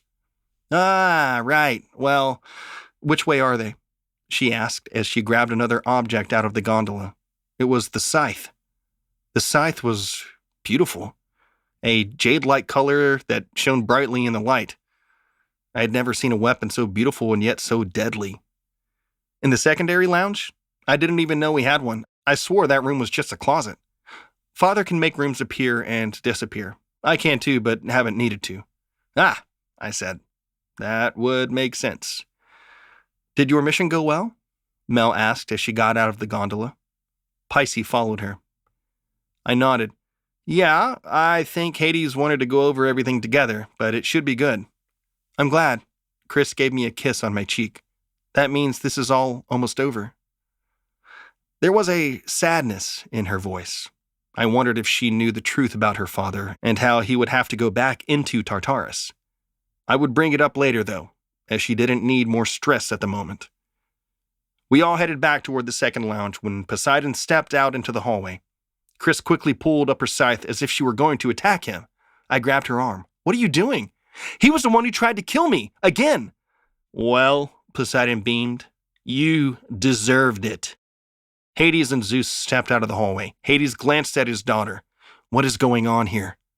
"This bastard tried to kill me in the ocean." She tried to swing the scythe down, but Hades caught it by the snath. "Do not swing that in here. You'll destroy everything." She frowned. "He deserves it." "You may fight him and beat him into a pulp, but first give me the scythe." Chrys handed the scythe over to him, and then sat the herbs down. She tossed her hair back, and then punched Poseidon straight in the jaw. He went down with a loud thud. "Yeah, get him!" Mel yelled. Paisy was right next to her, cheering her on. They both clearly wanted to see the bastard pay. I could imagine Paisy did, as Poseidon had killed her sisters. She jumped on top of him, punching him and pulling at his hair. I was surprised Zeus was just standing there, watching his brother get beaten. I thought they were closer knit than that. I guess I was wrong. I was also surprised that Poseidon didn't seem to be able to fight back, or he was holding back. I had a feeling it was the former, as he seemed weak. I wasn't sure if that was because she had just killed him with the scythe and sent him down here, or if it was how Hades felt weak, as he shouldn't have been away from Tartarus. It was a good 5 minutes before Hades pulled his daughter off Poseidon. "That's enough. I think he gets the message." "I disagree," Chrys commented as she straightened her clothes. "But we have more important matters to discuss." Zeus watched as his brother tried to stand up. Poseidon eyed him. "You know, you could have helped me." Zeus shrugged. "It was fun to watch a girl kick your ass." Poseidon sighed as he stood up. I snuck past him after Chrys as she headed to her father's study. I watched the scythe shimmer in the low lighting the castle always consisted of. So that was what adamantine looked like. I had expected it to be more like the silver-colored metal in X-Men, but I suppose that was fiction. Once we got to the study, Hades gestured for all of us to sit. There weren't many chairs, so I pulled one out for Chrys to sit in and then stood behind her, leaning on the back of the chair. Zeus sat down, tilting back like he owned the place, while Poseidon stayed near the door, leaning against the wall. Hades set the scythe down on the desk. Chrys kept her eyes on it but didn't say anything. "All right, start from the beginning," Hades said. Chrys sighed. "Well, we traveled from Aphrodite's palace. It was a long swim and not something I ever want to do again. We got there to talk to her. She refuses to give me the scythe, and then Poseidon appears in the nude. Seems they just wanted to be together, and she trailed off. She gave us the shield, but didn't give us the scythe. As I walked out, I heard it calling to me and found it." "You could hear it?" Hades asked as he glanced at his brothers. She nodded. "Yes, but it speaks in primordial, so I don't understand it." Zeus laughed. "Well, that's a fun twist. She can hear the deity that's in the scythe." "What?" Chrys asked. "What deity is in it?" "Uranus," Hades answered. "The original primordial god that this was used to slay." The room was quiet for a moment. I had no idea what that all meant, so I just kept my mouth shut. Poseidon broke the silence. Where she found it was also not where we put the scythe. It was kept in a special room but appeared outside it with all the junk Aphrodite has. I have no idea how it did that. "So, it chose Chrys and she gets to wield it this time." Zeus leaned back more and put his hands behind his head. "Well, it's almost as if that prophecy came true." Hades glared at him. "All of which you started. If you had just left her alone, none of this would have happened. You do realize all the prophecies just make you paranoid and you do stupid things that cause the prophecies to come true, right? Like Cronus, for example. He was told that we all would be his end, and so he tried to kill us all, which made us kill him." That was really a good point. I wondered how many prophecies this applied to. "Whatever, brother. You know I am right." Hades pinched the bridge of his nose. "Go on, daughter." Then we made a run for it, and Poseidon stabbed me with his trident. Then I swung the scythe because he pissed me off, and it was a bit more powerful than I expected. I think there might be a gaping hole where the palace once stood. She whispered that last part. "That's right. She destroyed my love and my home. She should be punished," Poseidon commented. Hades didn't even answer him. "Continue." I passed out from the loss of blood and woke up to find Circe helping me. She healed up my wounds and gave me some herbs to give to Maca. Then I came here. Hades glanced up at me. "Huntley, summarize your experience for her so she can be caught up as well." I nodded. "Right. We went to Hephaestus' volcano. Ares got the living daylights beat out of him. Aphrodite stopped Hephaestus from killing Ares, and Hephaestus finally agreed to make the lock. He said it would be ready the day after tomorrow, but that was a few hours ago, so more like less than that now." "Sounds like you had quite the adventure too," Chrys smiled. "So," Hades began, "between now and when Huntley will go get the lock, you'll need to train. Then when Huntley goes to retrieve the lock, you can battle Kronos." I held up my hand. "Shouldn't we wait until I get back? Otherwise we would be cutting it close, right?" Hades shook his head. "We don't have a moment to waste. With every passing second, Kronos is destroying more and more, and Aether may have taken over Olympus already. The battles are getting intense. I trust you'll retrieve it quickly and be back here in no time. I'll have Hermes go with you as well, once he gets back." I slowly nodded. "Right. I guess when you put it that way, I'll be as quick as I can." Chapter 19. Chrys. After a good night's sleep, I began my day training with Thanatos. He was rather good at handling a scythe and in teaching me how to fight with it. We, of course, practice with regular scythes and not the scythe I would be fighting with, as it might destroy the castle and the underworld. We were training in the gym again after taking a long lunch and making sure everyone who came to the underworld today were taken care of. There were still a lot of gods coming down here, but I didn't see any that would have been from Olympus lately. We had no word other than we were waiting for Hermes to report back what Aether was up to. If gods died in that battle against Aether, they would have been sent to Elysium fields. Although Father kept track of everyone who died, with everything currently going on, it was piling up, and he hadn't taken a chance to look to see if gods such as Hera and Artemis were killed.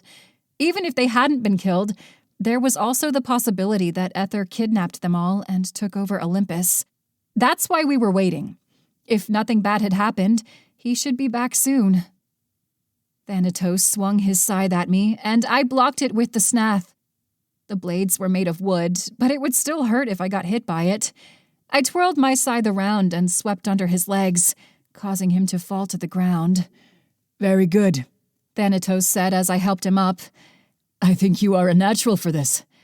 I'm not sure if that's a compliment or not. I went over to the bench and grabbed a towel to wipe off some sweat. What? Is there something wrong with using a scythe as a weapon? Thanatos asked as he grabbed some water. I shook my head. No, that's not the problem. The problem is more that the scythe picked me to wield it. Father and Zeus were acting like that was a bad thing, as if I was the only person who could deal with its presence. He took a seat and patted the bench next to him. I took a seat. The Scythe of Kronos was created by Gaia to defeat Uranus. Its purpose was always death. It is hard for anyone who doesn't deal with death to wield it because that dark energy, the energy of revenge and death, still possesses it. And when Uranus was destroyed by it, his energy went into it. Then Zeus, to free his brothers and sisters, used it to defeat Cronus. Not even Zeus could stand being around the scythe and threw it in the ocean. I took in the story. So Zeus didn't like being around it either, but I wasn't sure why he thought throwing it in the ocean would work. Someone was bound to find it. It can corrupt the strongest of minds, but you seem to be fine. You understand life and death, so you aren't at as great a risk. You are stronger than you know, Chrys. So that's why my father sent me after it? He knew? He nodded. Yes, he was able to wield it for some time and probably could have kept it, but you know Zeus and his jealousy. He didn't want his brother to be stronger than him. I rolled my eyes. That sounded about right. I just don't know how I feel about it. I mean, I can hear his voice, but I couldn't understand it. That's probably a good thing. If you could understand it, it might make you even more susceptible to whatever it's saying. I shrugged. Maybe. I like to think I am a bit stronger than that. Thanatos ruffled the top of my head. You are still young. Don't worry about it too much. Just defeat Kronos and Aether first. Before I could answer him, the door to the gym opened. It was Huntley. Hermes is back and Hades is filling him in. I figured you wanted to hear what is going on in Olympus as well. I got up. Of course I did. I hurried after him and headed into the study where my father was talking to Hermes. Overall, Hermes didn't seem to be injured, but it appeared as if he were covered in other people's blood and ash. He glanced at me, his hair disheveled and seeming like he had seen the most horrible things. I sat down next to him and grabbed his hand. What happened? Aether has taken over Olympus. I was able to get Hera out, but not without her getting severely wounded. Artemis and Athena are now on his side. Even if you defeat Kronos, I don't know if we'll be able to take him out. He's the god of the Aether. He is more powerful than we could have even imagined. I frowned. Great. Once one strong titan was destroyed, I would need to battle a primordial god. The scythe should defeat him. It defeated Uranus. We can only hope. But he's gathering up his children and now rules over any god whose home is in Olympus. You'll be alone and may have to fight against some of our own. I shrugged. It's not like that would be a first. There were always gods against me. I think I can do it. If all gods of Olympus have to serve him, then what are you doing here, Hermes? Hades asked. Are you not a god of Olympus? He shook his head. No, I technically serve Zeus and Zeus alone. but I'm also just sort of someone who does my own thing. Hades rolled his eyes, but didn't say anything. I can defeat him. I know I can, I said as I stood up. I'll defeat Kronos, and then I'll send Aether to Tartarus where he belongs. Hermes nodded. I trust you'll try your hardest, but I fear this is the end of Olympus as we know it.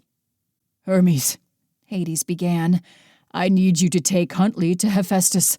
You are the fastest to get there and back, and we need the lock as soon as possible. Can you do that for me? He nodded. I can. Then in the morning, you'll take Chrys and Huntley to where they need to be. And then we'll end this battle once and for all. The rest of the day went by and morning came. Huntley and I stood together, waiting for Hermes to take us where we needed to go. I held the scythe tight in my hand, ready to battle Kronos. I even had some healing herbs from Circe if need be. This had been all my fault.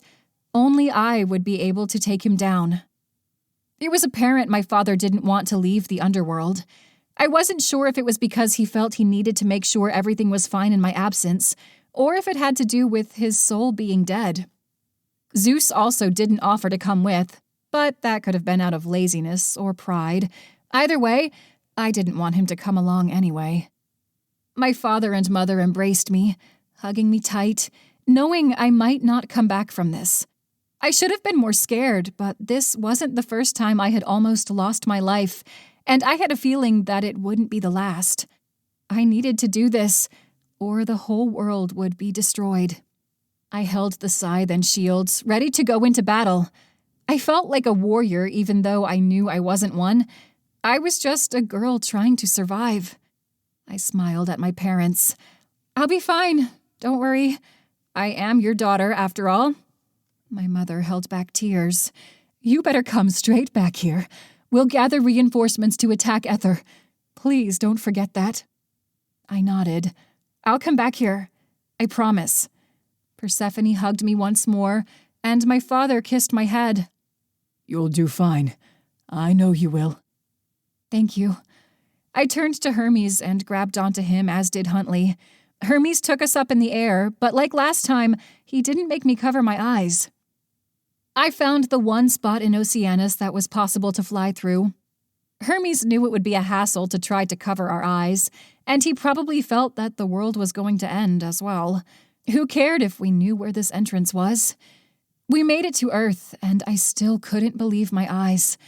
Everything was dusted in ash. Human bodies covered the ground, dead from either the fire, hunger, or disease. It smelled foul, and I wanted to throw up. But I had to focus. I had to go find Cronus. Huntley did throw up. I couldn't blame him, as he too was human. I didn't like seeing these bodies, and I had a feeling it was even more upsetting to him. I was used to death, but not in this form. Hermes, take Huntley out of here quickly. This is no place for a human. He nodded and went to grab Huntley. Huntley shook his head. No, not without you promising me you'll be all right. I turned to him and wrapped my arms around him. I'll be all right. Promise me you'll be fine. I promise. We kissed, and I knew in my heart it wouldn't be the last time I saw him. Everything would be all right. Hermes grabbed Huntley, and they both disappeared. I turned to the field of death and called out, Kronos! I am here to fight. Chapter 20. Huntley. A moment later, we were back on the volcano in front of the lake. The sky, as it was everywhere in the world, was dark. I threw up some more, both from the transportation and from seeing all those bodies. No one deserved to be killed in such a manner. It was morbid and vile. I just prayed that their souls were able to make it to the underworld. Are you all right? Hermes asked. I slowly nodded. Yeah, or at least I will be. It's just so wrong. Yeah, I know. I've been traveling around for some time now, checking the world out. Most of the places appeared like that. There are some areas that he hasn't gotten to, but for the most part, I don't know what's going to happen to this place once he's defeated, though it wouldn't be the first time Earth was almost destroyed, and it won't be the last. Life finds a way. I asked with a slight smirk. That it does. I wasn't sure he got my reference, but stood up. The entrance is over there on that side of the lake. Do you think you can transport us over? He shook his head. I don't want to make you barf. I'll just fly us over. That will be easier. Right. He picked me up and began to fly over the lake. Even though the sky was dark, the lake still had a strong blue tint. It was rather beautiful, and I wished I could swim in it. Then again, I was already dead, and it should have been fine. Maybe. I might get stuck in some random spot in the underworld, like a game that you put in a random spot. I didn't want to find out the hard way. We were almost halfway across the water when I heard laughter coming from behind us. Hermes and I both glanced up to find 3 figures floating in the sky. Ah, shit, Hermes mumbled. Well, what do we have here? The figure on the left asked as he flew down to be closer to us. Hermes stopped in his tracks, and I felt like a sitting duck. Move aside, Anya. This doesn't concern you. Actually, it does.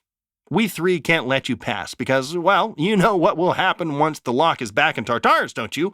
All the souls will be slowly sucked back in.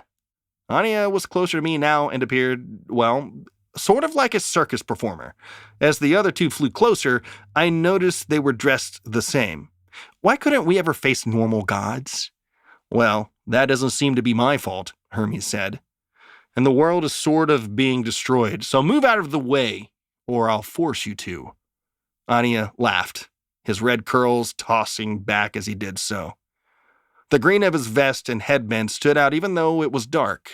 The other 2 wore similar vests, headbands, and white pants, but they were different colors.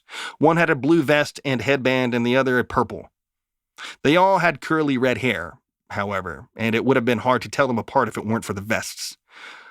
Hermes, the only reason why daemons were put in Tartarus is because you gods couldn't handle us. Now, do you really think you can handle 3 on your own with a human to try to keep safe? They had a point, because Hermes was carrying me. We both were sitting ducks. Hermes knew this, so he flew back and toward the side of the lake. Not so fast, one of the other 2 called after. Hermes made a grunting sound and dropped me. I screamed as I fell to the water, which wouldn't kill me, but would probably suck, when I felt something grab my wrist. Hermes threw me over to the trail, and I landed on the stones, scratching my skin up and bruising my left knee. Ow, I whimpered as Hermes collapsed beside me. I glanced over at him to find that his wings were bleeding. Damn, you okay? He coughed as he stood. No, I'm not. These 3 are assholes. Who are they anyway? I asked as I glanced up at the triplets. They're Anya, Akos, and Lupa, who are the daemons of pain, grief, and distress. Let me guess, they're Aether's sons? Bingo. I cracked my knuckles. Well then, let's get this started. Akos came at me, and I punched him straight in his chilled jaw face. He went flying back into the lake. I was surprised I could hit him with such force, but I had been training for a couple of years now. I grinned, but it was short-lived as Lupa swooped down and grabbed me by the back of the shirt, carrying me straight up. I yelled as I tried to get him to let go. I saw Hermes fly up to catch me, but he grimaced. Whatever they did to his wings, it looked like they hurt. And up we go. I kept flailing to get him to let me go. As I reached both hands up, the stupidest thing happened. I fell out of my shirt. Now, I was shirtless and falling toward a bunch of rocks. This was going to hurt. Hermes ran toward me, and he was able to catch me. We both tumbled to the ground. Sorry about that, I said as I got off him. You owe me. I nodded in agreement as we both got up and stood back to back. Hermes had put his wings away, but I could see blood on his shirt that hadn't been there before. The 3 daemons laughed as they circled us. They pulled out their knives and made swipes as they flew in. We don't happen to have weapons, do we? I asked. Honestly, Huntley, I didn't think we would get attacked in this short of distance to Hephaestus. Also, he turned and yelled at the mountain. If he would just come out with all his own weapons, this would be over quickly. There was no answer. I have thought maybe Hephaestus would step outside and save us, but he was a no-show. I turned back to the maniacal trio as they sliced and stabbed. I really wished I wasn't shirtless at the moment, as that was making this all the worse.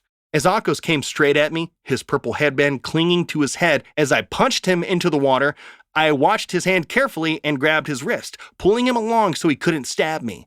I caught him off guard, and he loosened his grip on the knife. I was able to take it out of his hand and kick him back in the water. He screamed in a high-pitched squeal as he saw the water coming straight at him. "I got us a knife," I said, holding it up to Hermes. "Good job. Now, make sure not to lose it." I nodded and turned to the next daemon that was attacking. He pointed the knife down at me, and I blocked it with my own. Hermes, however, didn't have as much luck as Ania stabbed him straight in the back. He let out a scream. "Hermes!" I exclaimed as I hurried to him, fighting off Ania as he laughed and stabbed Hermes again. I was able to stab Ania in the leg. He let out a hiss and swung his knife at me, knocking mine out of my hand. "Shit!" I yelled as I fell back. Ania held the knife straight under my chin. "Ready to die, human?" Ania's lips curled. "Or should I torture you for funsies?" "I'm already dead," I said, even though I knew that wasn't the time or the place. "I'm actually the prince of the underworld and whatnot." Ania narrowed his eyes. "You? Prince of the underworld?" He laughed. "No wonder Tartarus was unlocked with someone like you in charge." Hey, that was fair. I wasn't fit to be a ruler. "Well, it's no matter. I'm going to cut you into little bits anyway." He raised his knife up, and I shut my eyes. But there was nothing. I kept listening when suddenly I heard a thud. I opened my eyes to find Ania's head rolling on the ground next to his body. Looking up, I found Prometheus standing above his body. "Miss me?" he asked with a smirk. Chapter 21. Chrys. Okay, the fear was starting to kick in. My arms shook as I watched the giant dark figure make his way over to me. I had never seen anything so horrific in my life. He appeared like a ghost, and as he walked across the land, destruction was in its wake. It was almost as if he were death. But he wasn't death. Death was not as destructive as this. Death was kind, as Thanatos was considered to be the god of death. He cared for souls. It was apparent that Kronos did not. He appeared to want to eradicate it all, as he gave no respect to any of it. I clutched my scythe even tighter. I wouldn't let him get away with this. I couldn't. As the creature came toward me, he slowly shrank. I thought at first it was my eyes playing tricks on me, but I soon realized that wasn't the case. He was almost my size, when his dark, shadow-like figure was now that of a normal, human-appearing god. He was older-looking, which wasn't a surprise, but I had been so used to all the gods appearing like they were in their prime. He, on the other hand, appeared like he was in his late 50s or 60s in the human world. Kronos brought his hands behind his back. "Well, if this isn't the daughter of Hades, the girl who freed me, I should be thanking you, you know. I was able to leave that nasty place because of you." I twirled the scythe in my hand. "And I am here to send you back." He let out a deep chuckle. "Oh yeah? I can tell there is no lock on Tartarus yet. Where exactly are you going to send me?" I frowned. I couldn't tell him what our plan was, or he might go after Huntley. "Or do you think you can destroy me completely?" He raised his arm and gestured around. "You know, I was one of the first gods in existence that helped make this world the way it was. I was worshipped as the Titan of harvest, but then my children destroyed me." "Because you tried to kill them first," I said. "They only wanted to escape your wrath." "And is that what you are doing? Escaping my wrath?" "Not escaping. Stopping. You are destroying the entire world. If you wanted to be free, why didn't you just hide? Instead, you made yourself known by killing." "I wanted to hide, wanted to survive a little longer, but once I saw what the humans were up to, how they have been demolishing this planet, I had to stop it all. Then once I have a clear slate, I can repair it all and start over, without humans. They were a mistake. Prometheus created them, so they had little chance of being any help. I shook my head. No, there are plenty of humans that are good. It is the gods' fault that there are so many problems. They turned their backs on them. He let out another laugh. Oh, you naive little girl. Let me guess, you fell in love with a human? Well, I have news for you. They all disappoint. After a few decades, maybe centuries, your human will get sick of you. They don't understand eternity, even in the underworld. That's why the river of Lethe exists, so they forget themselves and live in peace. I knew that was why the river was there, but I knew Huntley wasn't like that. We would be together forever, and neither of us would be sick of each other. Even your father and brother got sick of each other, and they were gods. Those who don't belong in the underworld will always hate it. No, my mother and father love each other. It is because of the gods that they fell out of love. He raised an eyebrow. Is it? Or is it because they had to hide their precious daughter? That isn't what happened, I yelled. It was because of the other gods always causing problems and bad-mouthing my father. He gestured to the world. Then you agree they deserve all this? No, it doesn't matter. The humans don't deserve this. You don't think so? Do you realize how many humans go to Tartarus on a daily basis? I do. You judge many that are in a moral gray area. You know how dark many of them are. They don't deserve this place. I had to admit, there were a lot of humans who didn't deserve anything better than death and an eternity in Tartarus. There were countless souls down there, but that didn't mean they all deserved to be destroyed. There were still a lot who went to asphodel fields. There were people who grew up in conditions that maybe they were morally gray, but given the chance, would do good. I was fighting for them. I was fighting for the gods who had my back, and not to mention, it was my fault Kronos had been unleashed. Raising my scythe, I shook my head. You will not turn me with your lies. I'll end you once and for all. He chuckled. Suit yourself. But for the record, after watching what has been going on in the world over all these years, I have to say, you are my favorite offspring. I didn't know how to take that, and said nothing as his figure grew and turned into shadowy darkness once again. I swung the scythe at him, but he moved and the powerful slice split the ground in two. I gasped at how much destruction it caused, even though I had seen what it did to Poseidon and his palace.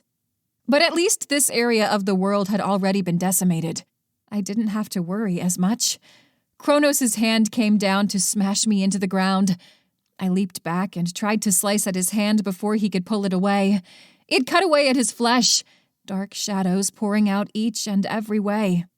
As soon as the wound appeared, it disappeared. He simply laughed. That scythe will do nothing to me until the lock is on Tartarus. Wounds mean nothing until my defeated body has somewhere to go. I frowned. I was told that I needed to weaken him first. Could my father and his brothers have been wrong? It wasn't as if there was a time where Tartarus didn't exist, at least as far as Kronos was concerned. So that meant no one could have known, and I would have to keep him entertained until Huntley got the lock. Great. But at least I knew Huntley was safe, and I could hold Kronos off here. I spun the scythe in my hand. Well, it's good I could do this all day. I jumped up and sliced at his torso. My eyes widened as I saw what was inside. Some of the gods were in his stomach. When the wound opened him up, a few of the gods leaped out. Kronos grabbed at his wound, trying to push the gods back inside. Those who got out in time ran for it, leaving me to fight Kronos.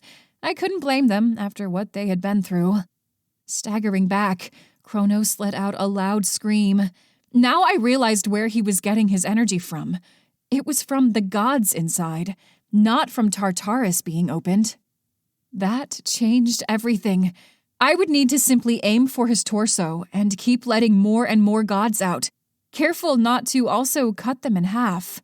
It was clear that Kronos knew my plan, as he made sure to shield his stomach with his arms as I came for him. I sliced again and again, ripping the shadowy flesh off his arms. It was no use, though. He still had a lot of energy to take from gods. Jumping back, I tried to strategize what to do next. I needed a clear shot, but he was on the complete defensive now. But I had a feeling that wouldn't last long. And just as I thought that, I watched his hands go up in the sky and come straight down upon me. Chapter 22. Huntley. I didn't know how to feel. I mean, I was really happy he came and rescued me, but I was still pissed at him for drugging Chrys so she couldn't remember who she was, kidnapping her and taking her to some remote island to convince her she was his daughter and that she needed to kill Zeus and then almost getting her killed. Granted, Zeus really wasn't going to stop until he killed her, but how Prometheus went about it wasn't the answer. But he did just save my ass, so I was going to let it slide for now. Thank you for saving me.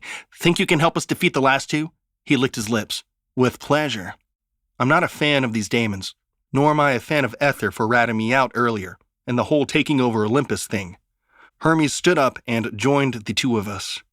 And here I didn't think you were allowed back into Olympus. Haven't you been in hiding this whole time? I have been.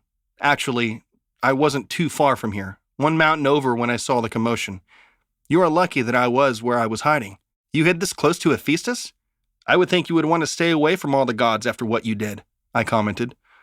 That's why I picked Hephaestus. Under normal circumstances, all the gods leave him alone.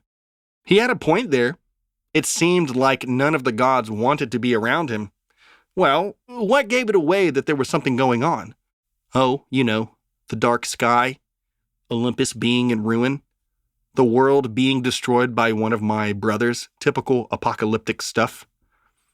It was good to see he still had his sense of humor intact. I grabbed the knives on the ground and handed one to Hermes. Prometheus readied his sword as the two remaining daemons circled above us. You killed our brother, Lupa yelled down at us. I'll never forgive you for that. Prometheus grinned. Oh yeah? Then come at me. What I learned today was that daemons were not as smart as I thought they would be.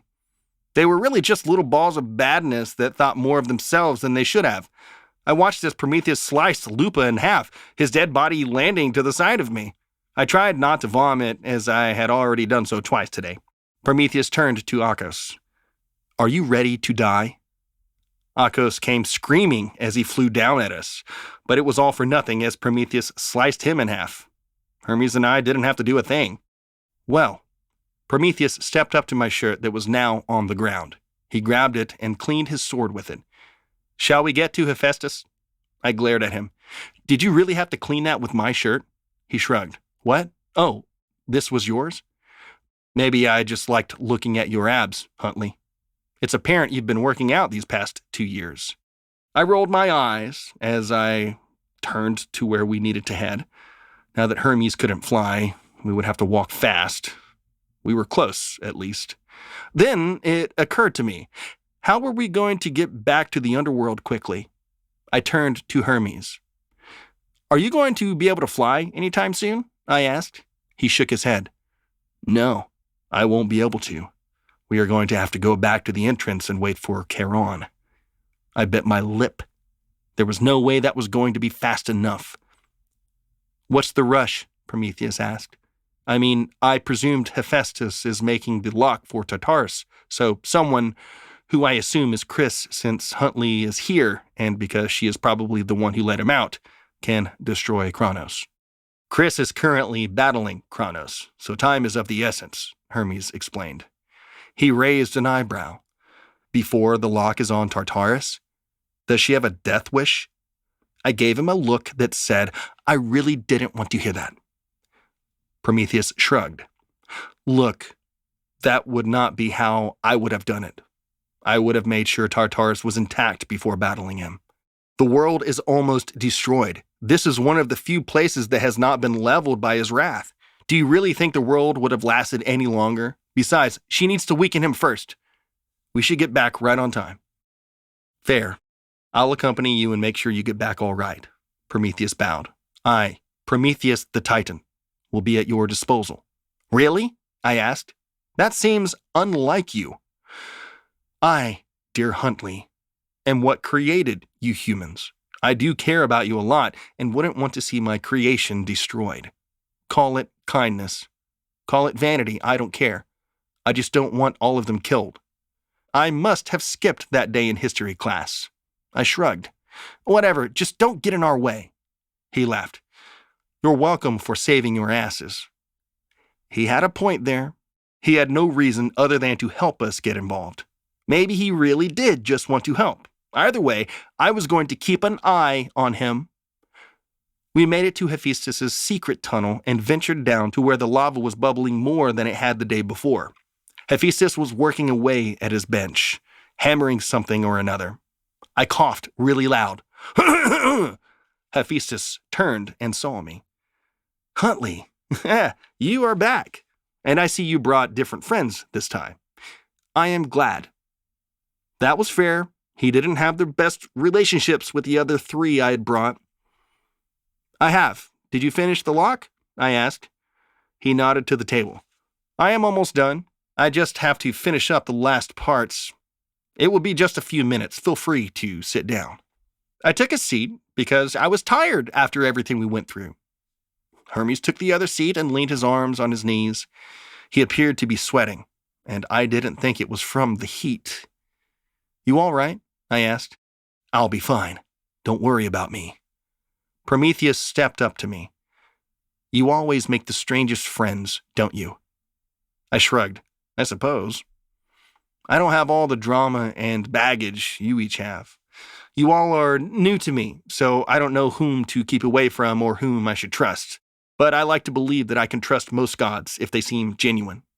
But I shouldn't be like that after the stunt you pulled, now should I? He laughed. I suppose not. Many gods are used to each other. So when a human believes us, it's quite refreshing, isn't it, Hermes? You are quite the trickster yourself. We could really screw over everyone if we work together. Very funny. But I'm not in the mood. We need to get that lock and get out of here, Hermes mumbled. He appeared to really be hurting. We needed to get to Maca, fast. All done.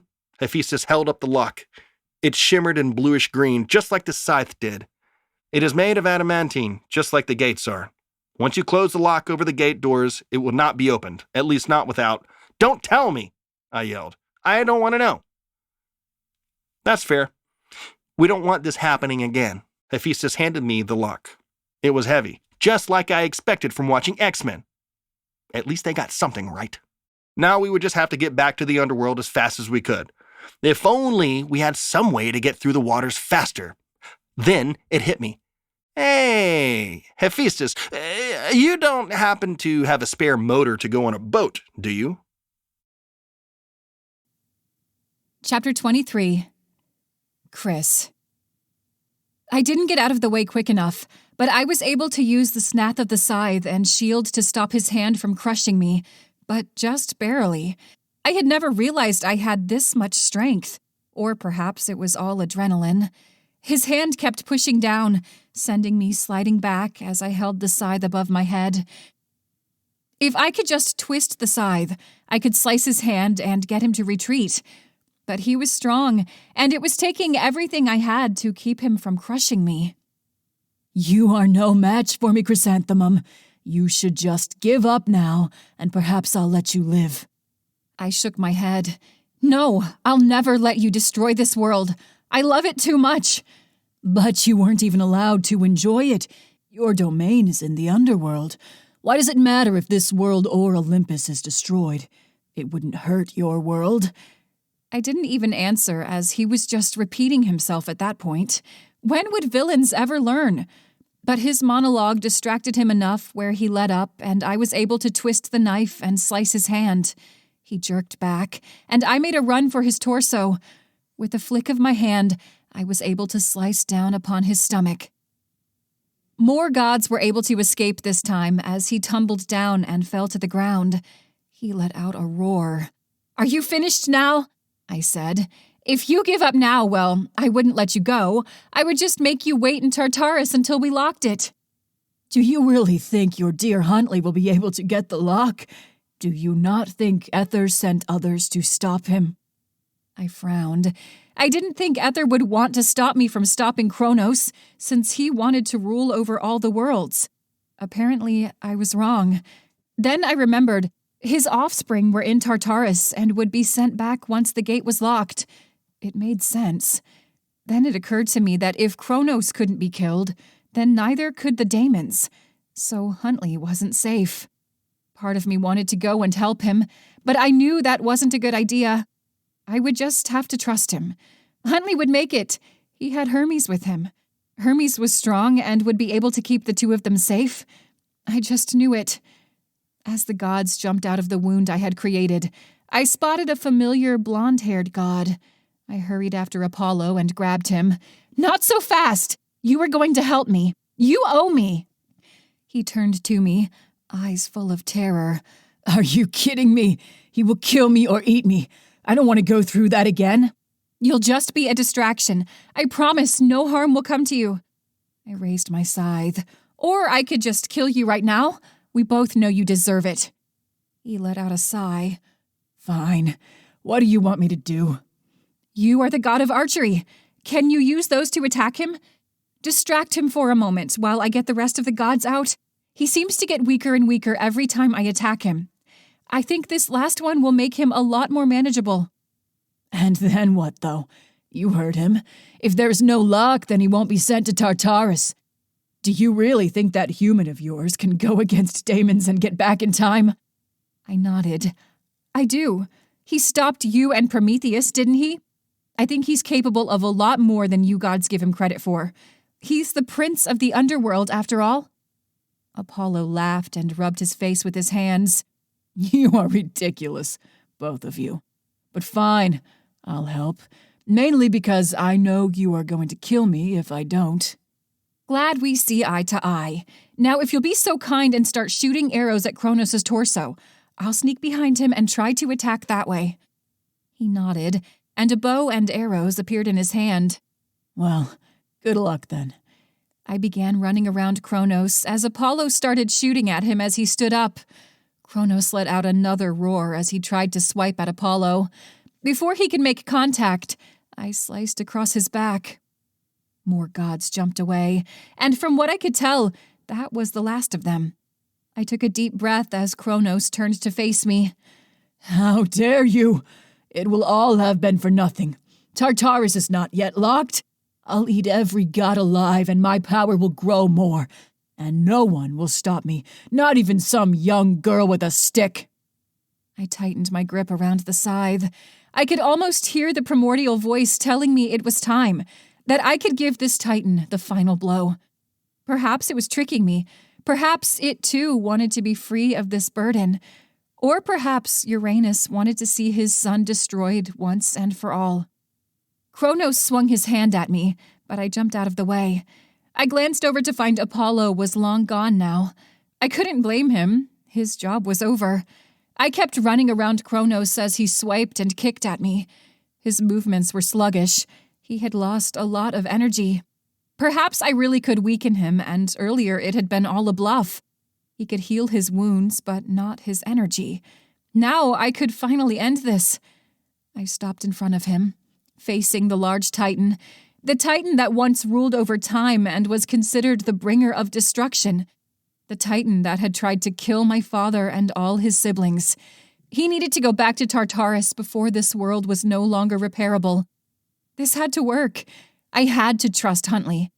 Enough time had gone by for them to get back. So I jumped up and sliced dead center into his skull. Chapter 24. Huntley. I held up the motorboat engine as we stepped out of the volcano tunnel. What are the odds? Prometheus shook his head. I created you lot, and I still don't quite understand you. I laughed but quickly stopped as I watched one of the daemons we had killed earlier fly down with a dagger in his hands.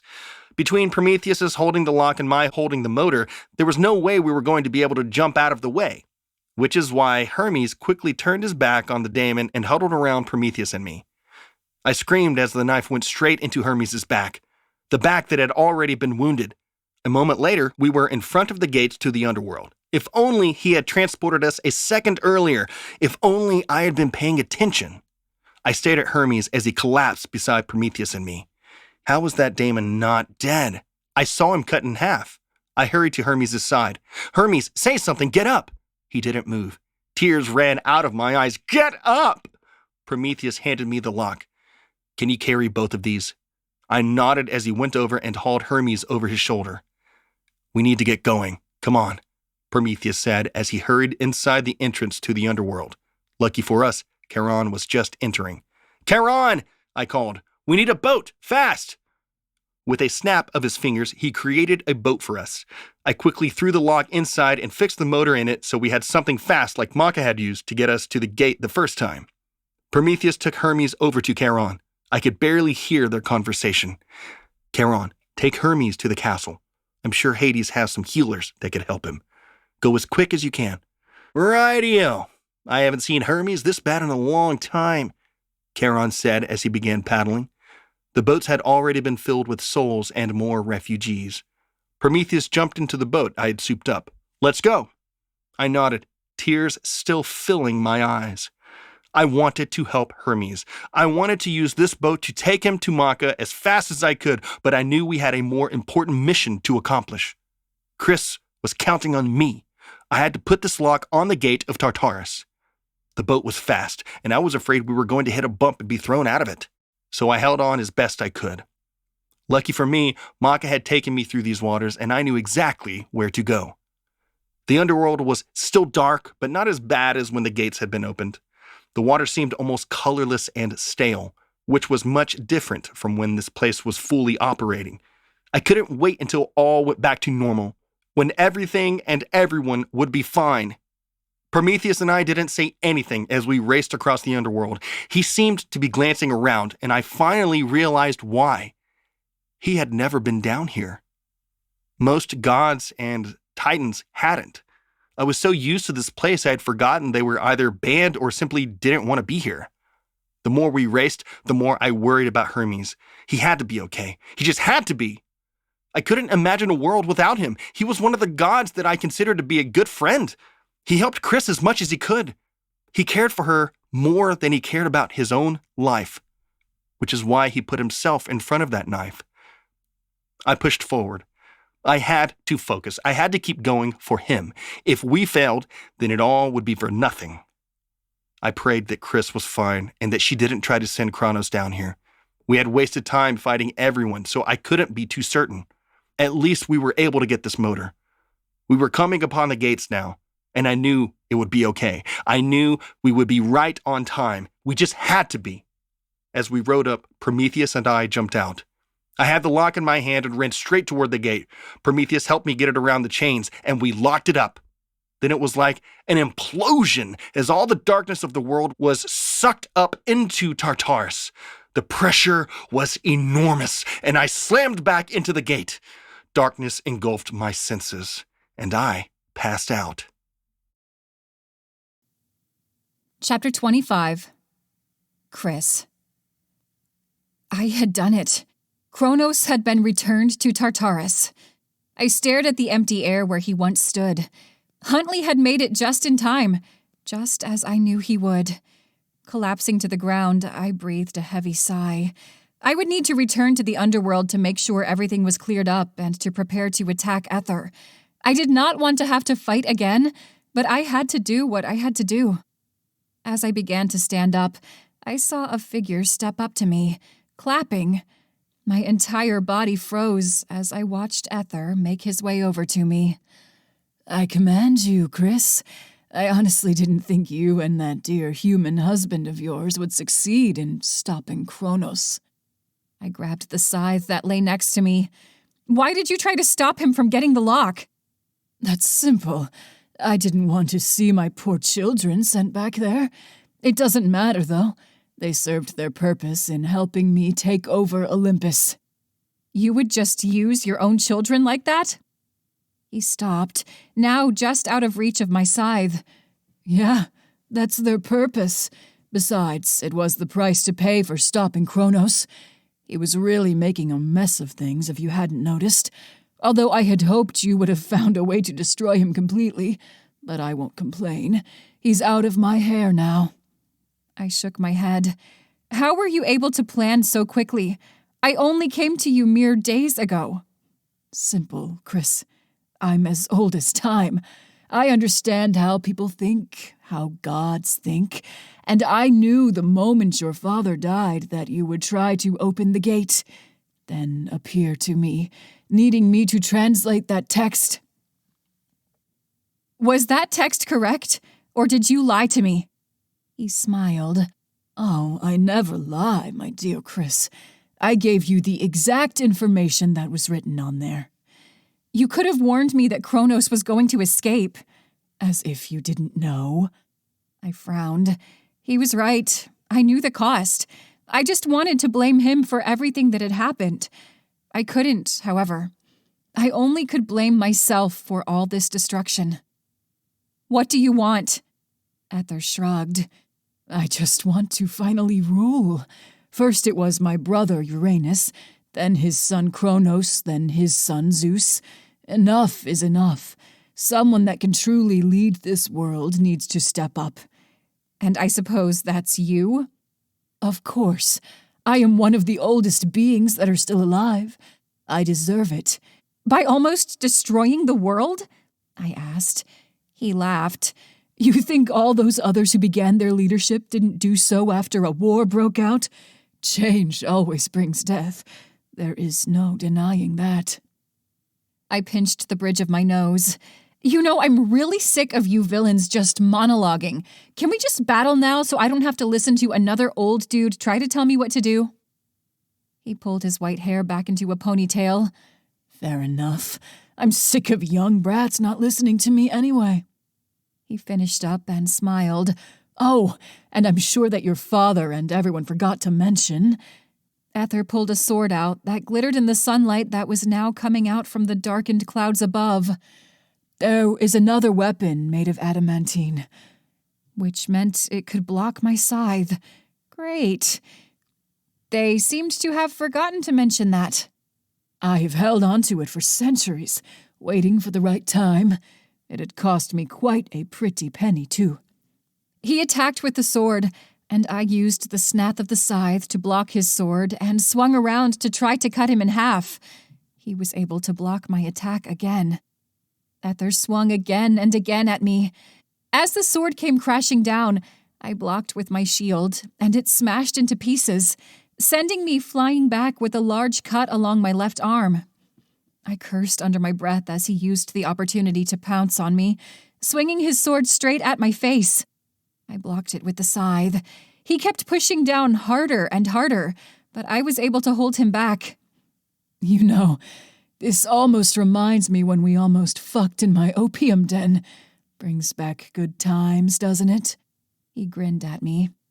I used my legs to kick him straight in the torso, sending him backward. He brushed himself off and smiled. "You've got a lot of spunk, Chrys. It's no wonder Huntley likes you so much." I glared at him as we began to circle around. Why are you so focused on him? It's kind of creepy. "I just see so much potential in him, and I want to crush it. You know that's why he died, right? From the poison I created. If it weren't for his friends, he would still be in my den, dreaming the days away." What are you talking about? "Oh, that's right. You two probably never talked about it. Huntley followed you to my place. I kidnapped him and gave him some of my special drugs. If it weren't for Hermes and those others, he would have been trapped forever, just like every other human." I screamed as I attacked him, slicing with my scythe again and again. He stepped out of the way for each and every attack, laughing at my anger. He didn't even use his sword to block, as he was quick. And then, before I knew it, he stabbed straight into my stomach, grinning. Chapter 26. Huntley. When I opened my eyes, I found Pothos and Hades standing over me. I sat up real quick and almost fell back over from the dizziness. I held my head. "Careful," Pothos held out his hand. You hit your head on that gate and passed out. At least that's what Prometheus said. Right. Prometheus. I glanced around to find him sitting in a chair near the wall. He had brought me back here? Perhaps he wasn't a bad guy after all. Mel hasn't killed him yet? I asked. Pothos laughed. Really? That's the first thing you say? Well, I don't blame you for what we have been through. She tried, but we stopped her. I glanced around some more, looking for a face in the room. I didn't see any sign of him. Where is Hermes?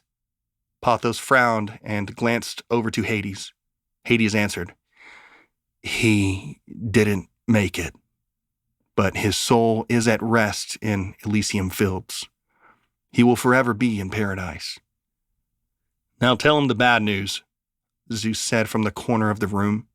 He was standing next to Pothos. Hades shot him a look and turned back to me. What Zeus is trying to say is that you did a good job putting the lock back. Tartarus is closed, and now the souls are returning there. I knew what he was trying to say. So all three of your souls are trying to return too, aren't they? He nodded. Unfortunately, yes. We are trying to hold on as much as possible, but it's getting harder every second. I peered around again. Where is Chrys? Did she succeed? She did. Kronos is back where he belongs. As to where she isn't back yet. I stood up. We have to go get her. What if Aether attacked? He attacked us already with his daemons. He will probably be watching and waiting for her when she is the weakest. We have to go help her. Hades grabbed my shoulder. You are no match for Aether. You aren't going out there. Yes, I am, I shouted back. No, you are not. If you die, then my daughter will have nothing. You can't leave. Hades was angrier than I had ever imagined him. I understood his fear, but I couldn't just stand here while my wife was battling for her life. She can't battle Aether alone. We need to send reinforcements. We are, Huntley. We are. But there aren't many gods left who can fight, even less who are willing. What about you three? I nodded to Zeus and Poseidon. If you three are already going to die, why don't you go up there and help her? Because we'll be sent to Tartarus even quicker, Zeus answered. We are biding our time here. I shook my head and headed toward the door. Then I'll fight with her. I said no, Huntley. I'll figure out something. We don't have time. We have to go now, I yelled back. Hades grabbed me by the wrist. I turned to face him, and that was when a fist came straight at my face and knocked my lights out. Chapter 27. Chrys.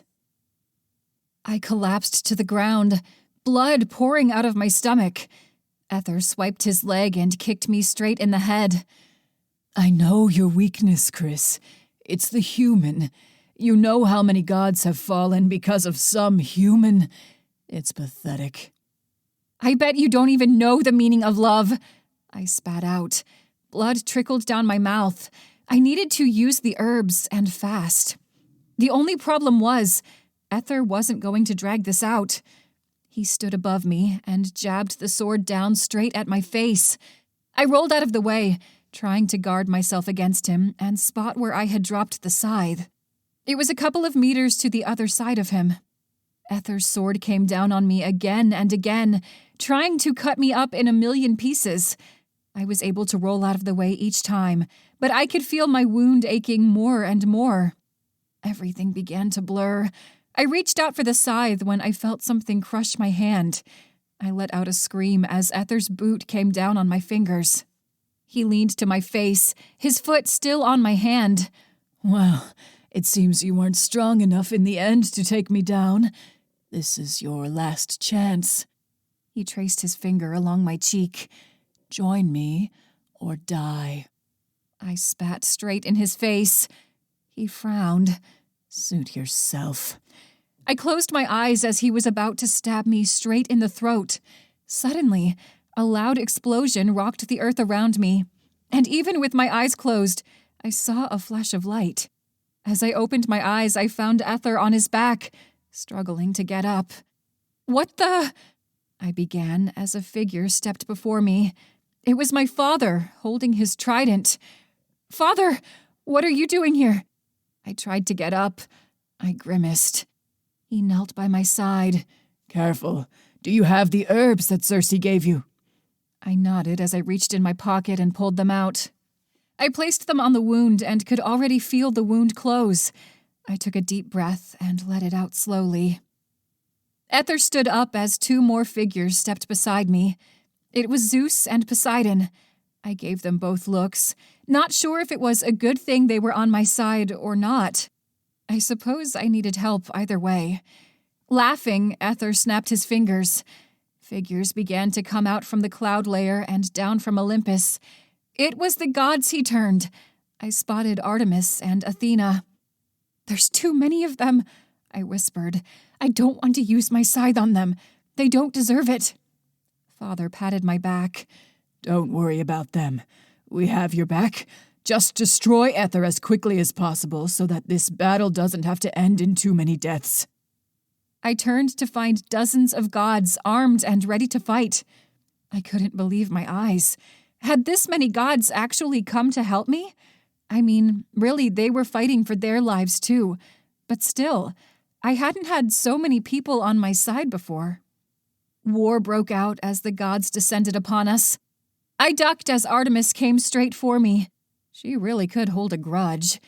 She tried to stab me with her sword when Poseidon blocked her. Hey there, beautiful. How about you dance with me for a while? Ew. I felt bad for Artemis as she began to fight him.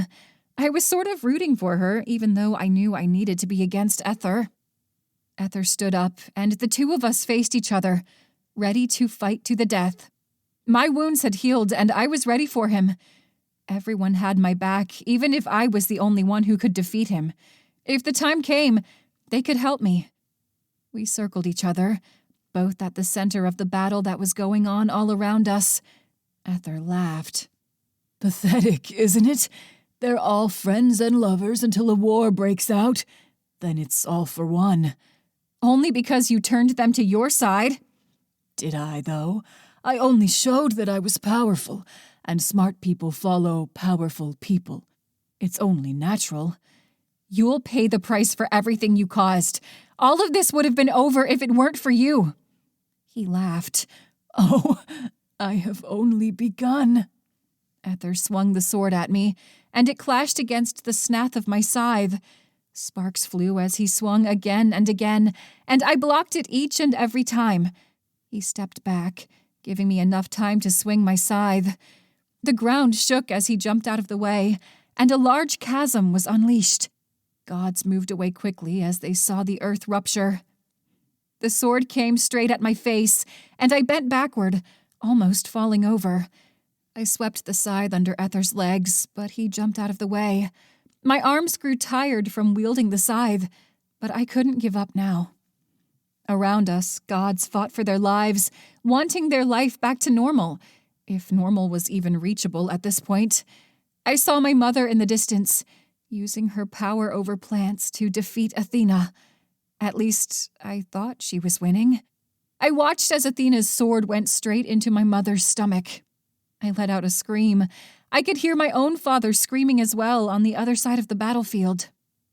You should be more careful not to turn your attention away from your opponent.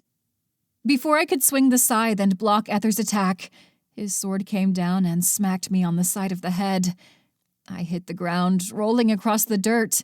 I had let go of the scythe, and it was too far away to reach before Aether was upon me. Goodbye, Chrys. It was a pleasure.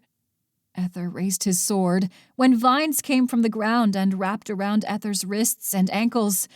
He couldn't move. Before I could think twice about what was going on, I crawled over to grab my scythe, and with one movement of my arm, I sliced his head off. Aether's head rolled on the ground before me, blood pooling around his body. The vines fell to the ground. I realized who it was that used them. I turned to find my mother, holding her arms out, her stomach covered in blood.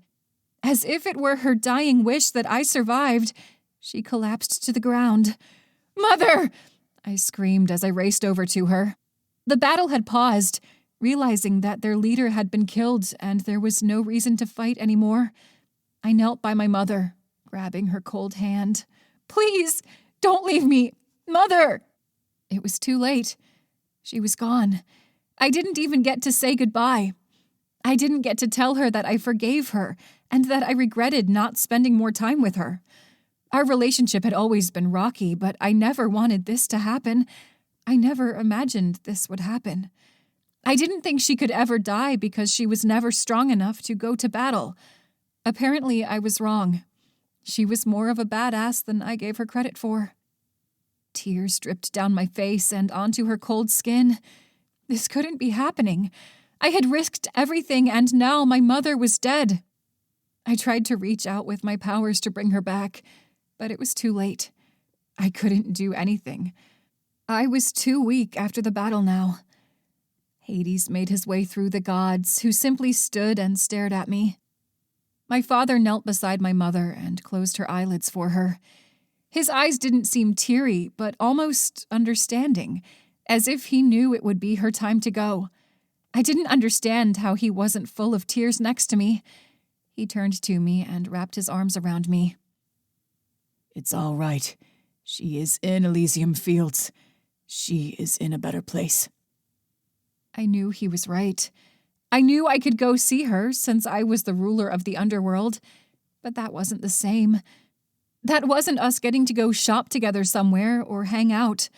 I had missed my chance to spend time with her over the past 2 years, and I couldn't do anything to make up for that. My father backed away, grabbing his chest. I stared at him. I knew exactly what was happening. "No, you can't go back. You can't go back to Tartarus," I exclaimed. I could see it now. The string that led down into the underworld and back into the darkness. Just as Circe said, nothing could sever that string. He placed his hand on my cheek. It is all right. You stopped Kronos and Aether. I am proud of you, okay? Don't worry about me. Tears were running down the side of my cheeks. "No, you don't deserve this. I have to be able to do something." He shook his head as Poseidon and Zeus stepped up behind him. They both had the same dark thread tied to them. I kept shaking my head. "No, no, no!" Their bodies began to fade when I heard a dark whisper next to me. I stared at the scythe. "You can cut those ties. Listen to me and never destroy me. Let me be a part of your power, the power of destruction." Without hesitation, I grabbed the scythe and swung at the threads only I could see. Chapter 28. Huntley. When I woke, I found Chrys standing above me. I quickly wrapped my arms around her. "Thank goodness you are all right," I said as I squeezed her tight. "Likewise, I don't know what I would have done if you had gotten hurt." I released her and examined her. Her clothes were cut and covered in blood, but it appeared that the wounds she had, for the most part, were healed. I glanced around and found Pothos there. As for the other gods, they were all gone. "What happened, besides defeating Aether? I assume he's dead?" She nodded. "He is." Chrys began crying. "They're all gone. It's all my fault. My father and mother are gone." My eyes widened. I knew Hades would be sent back to Tartarus, but Persephone? I couldn't believe that. Did she go up in battle? Did they all go up in battle and that was why no one was down here? Then it hit me. This is why Hades didn't want me to battle. If anything happened to me, then Chrys would have been suffering even more. I wrapped my arms around her and let her cry for as long as she wanted. After about an hour of crying, Chrys and Pothos recapped what happened. Apparently, the gods appeared in the nick of time and helped Chrys battle. Persephone was stabbed by Athena, and Aether took the opportunity to try to kill Chrys.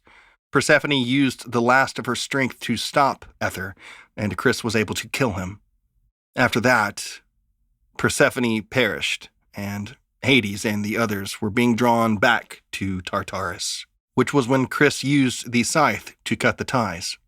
Now, apparently, all the gods who died in battle, along with Hades, Zeus, and Poseidon, were in Elysium. While this sounded like good news to me, there apparently was a catch. Although the ruler of the underworld could visit Asphodel Fields and Elysium, it was heartbreaking to see the ones you loved had forgotten you. Their souls go through the river of Lethe, so that they may no longer remember their lives and can rest in peace. But Chrys was still happy that her father was not suffering in Tartarus. But she felt guilty that she caused his death and many of the other gods' death as well. Pothos and I had to tell her about Hermes, and that was a painful experience as well. A few days had passed, and most of the gods had returned to either Olympus or helped to rebuild Earth, even Pothos eventually with both of his brothers. There were still many humans left on Earth, but the gods needed help to restore the land so they could once again be prosperous and whatnot. We took the time to heal and straighten out the underworld, as it was still a mess. I mostly did whatever Chrys ordered me to do, which was mainly contact other gods that resided there and give them tasks. Chrys and I ventured up to the earth, and I stared out at the giant chasm that had been left by Chrys. It was as large as the Grand Canyon. "Damn, girl, you should have held back some," I said. She laughed. "This actually wasn't from the fight. It was from when I severed the ties father and the others had to Tartarus." I whispered as I peered down. "Well, it must have worked." It did, but it almost came at the cost of the world. The scythe tried to overpower me to destroy everything, but I was able to stop. Eventually. "It wouldn't be the first time you almost destroyed the entire world with your power." She laughed. "Hopefully it's the last, though." Chrys knelt down and placed her hands on the ground. It was still dark and ash-like, as the area hadn't been cleaned up by the gods. She closed her eyes and focused. I watched as the dead ground began to turn green with grass and wildflowers. Birds and small creatures began to appear, and Chrys summoned more and more life to this area. Before I knew it, everything was back to life, and this area no longer looked like a wasteland, but a place of paradise. With death brought new life, and I was beginning to understand the cycle of this world. I knew now that everything would be all right, and we would finally be at peace. At least for a while. Chapter 29. Chrys. I paddled my way through Lethe, the river of lost memories, alone. Huntley understood I didn't want him to come with me, and I stole this boat from Charon, as I didn't need his commentary. I knew this was a mistake, but I had to do it anyway. In the distance was a beautiful place of life and beauty, a place that not even the most creative mind could dream of. It was the Elysium fields, and it shone a beautiful green, just like the rolling hills of the alpine meadows. I grew closer and finally made it to the docks. I stepped onto the creaky boards and made my way into this place that was only meant for the gods. It appeared like Earth, but something about it was more magical and more perfect than Earth could ever be. I passed by god after god.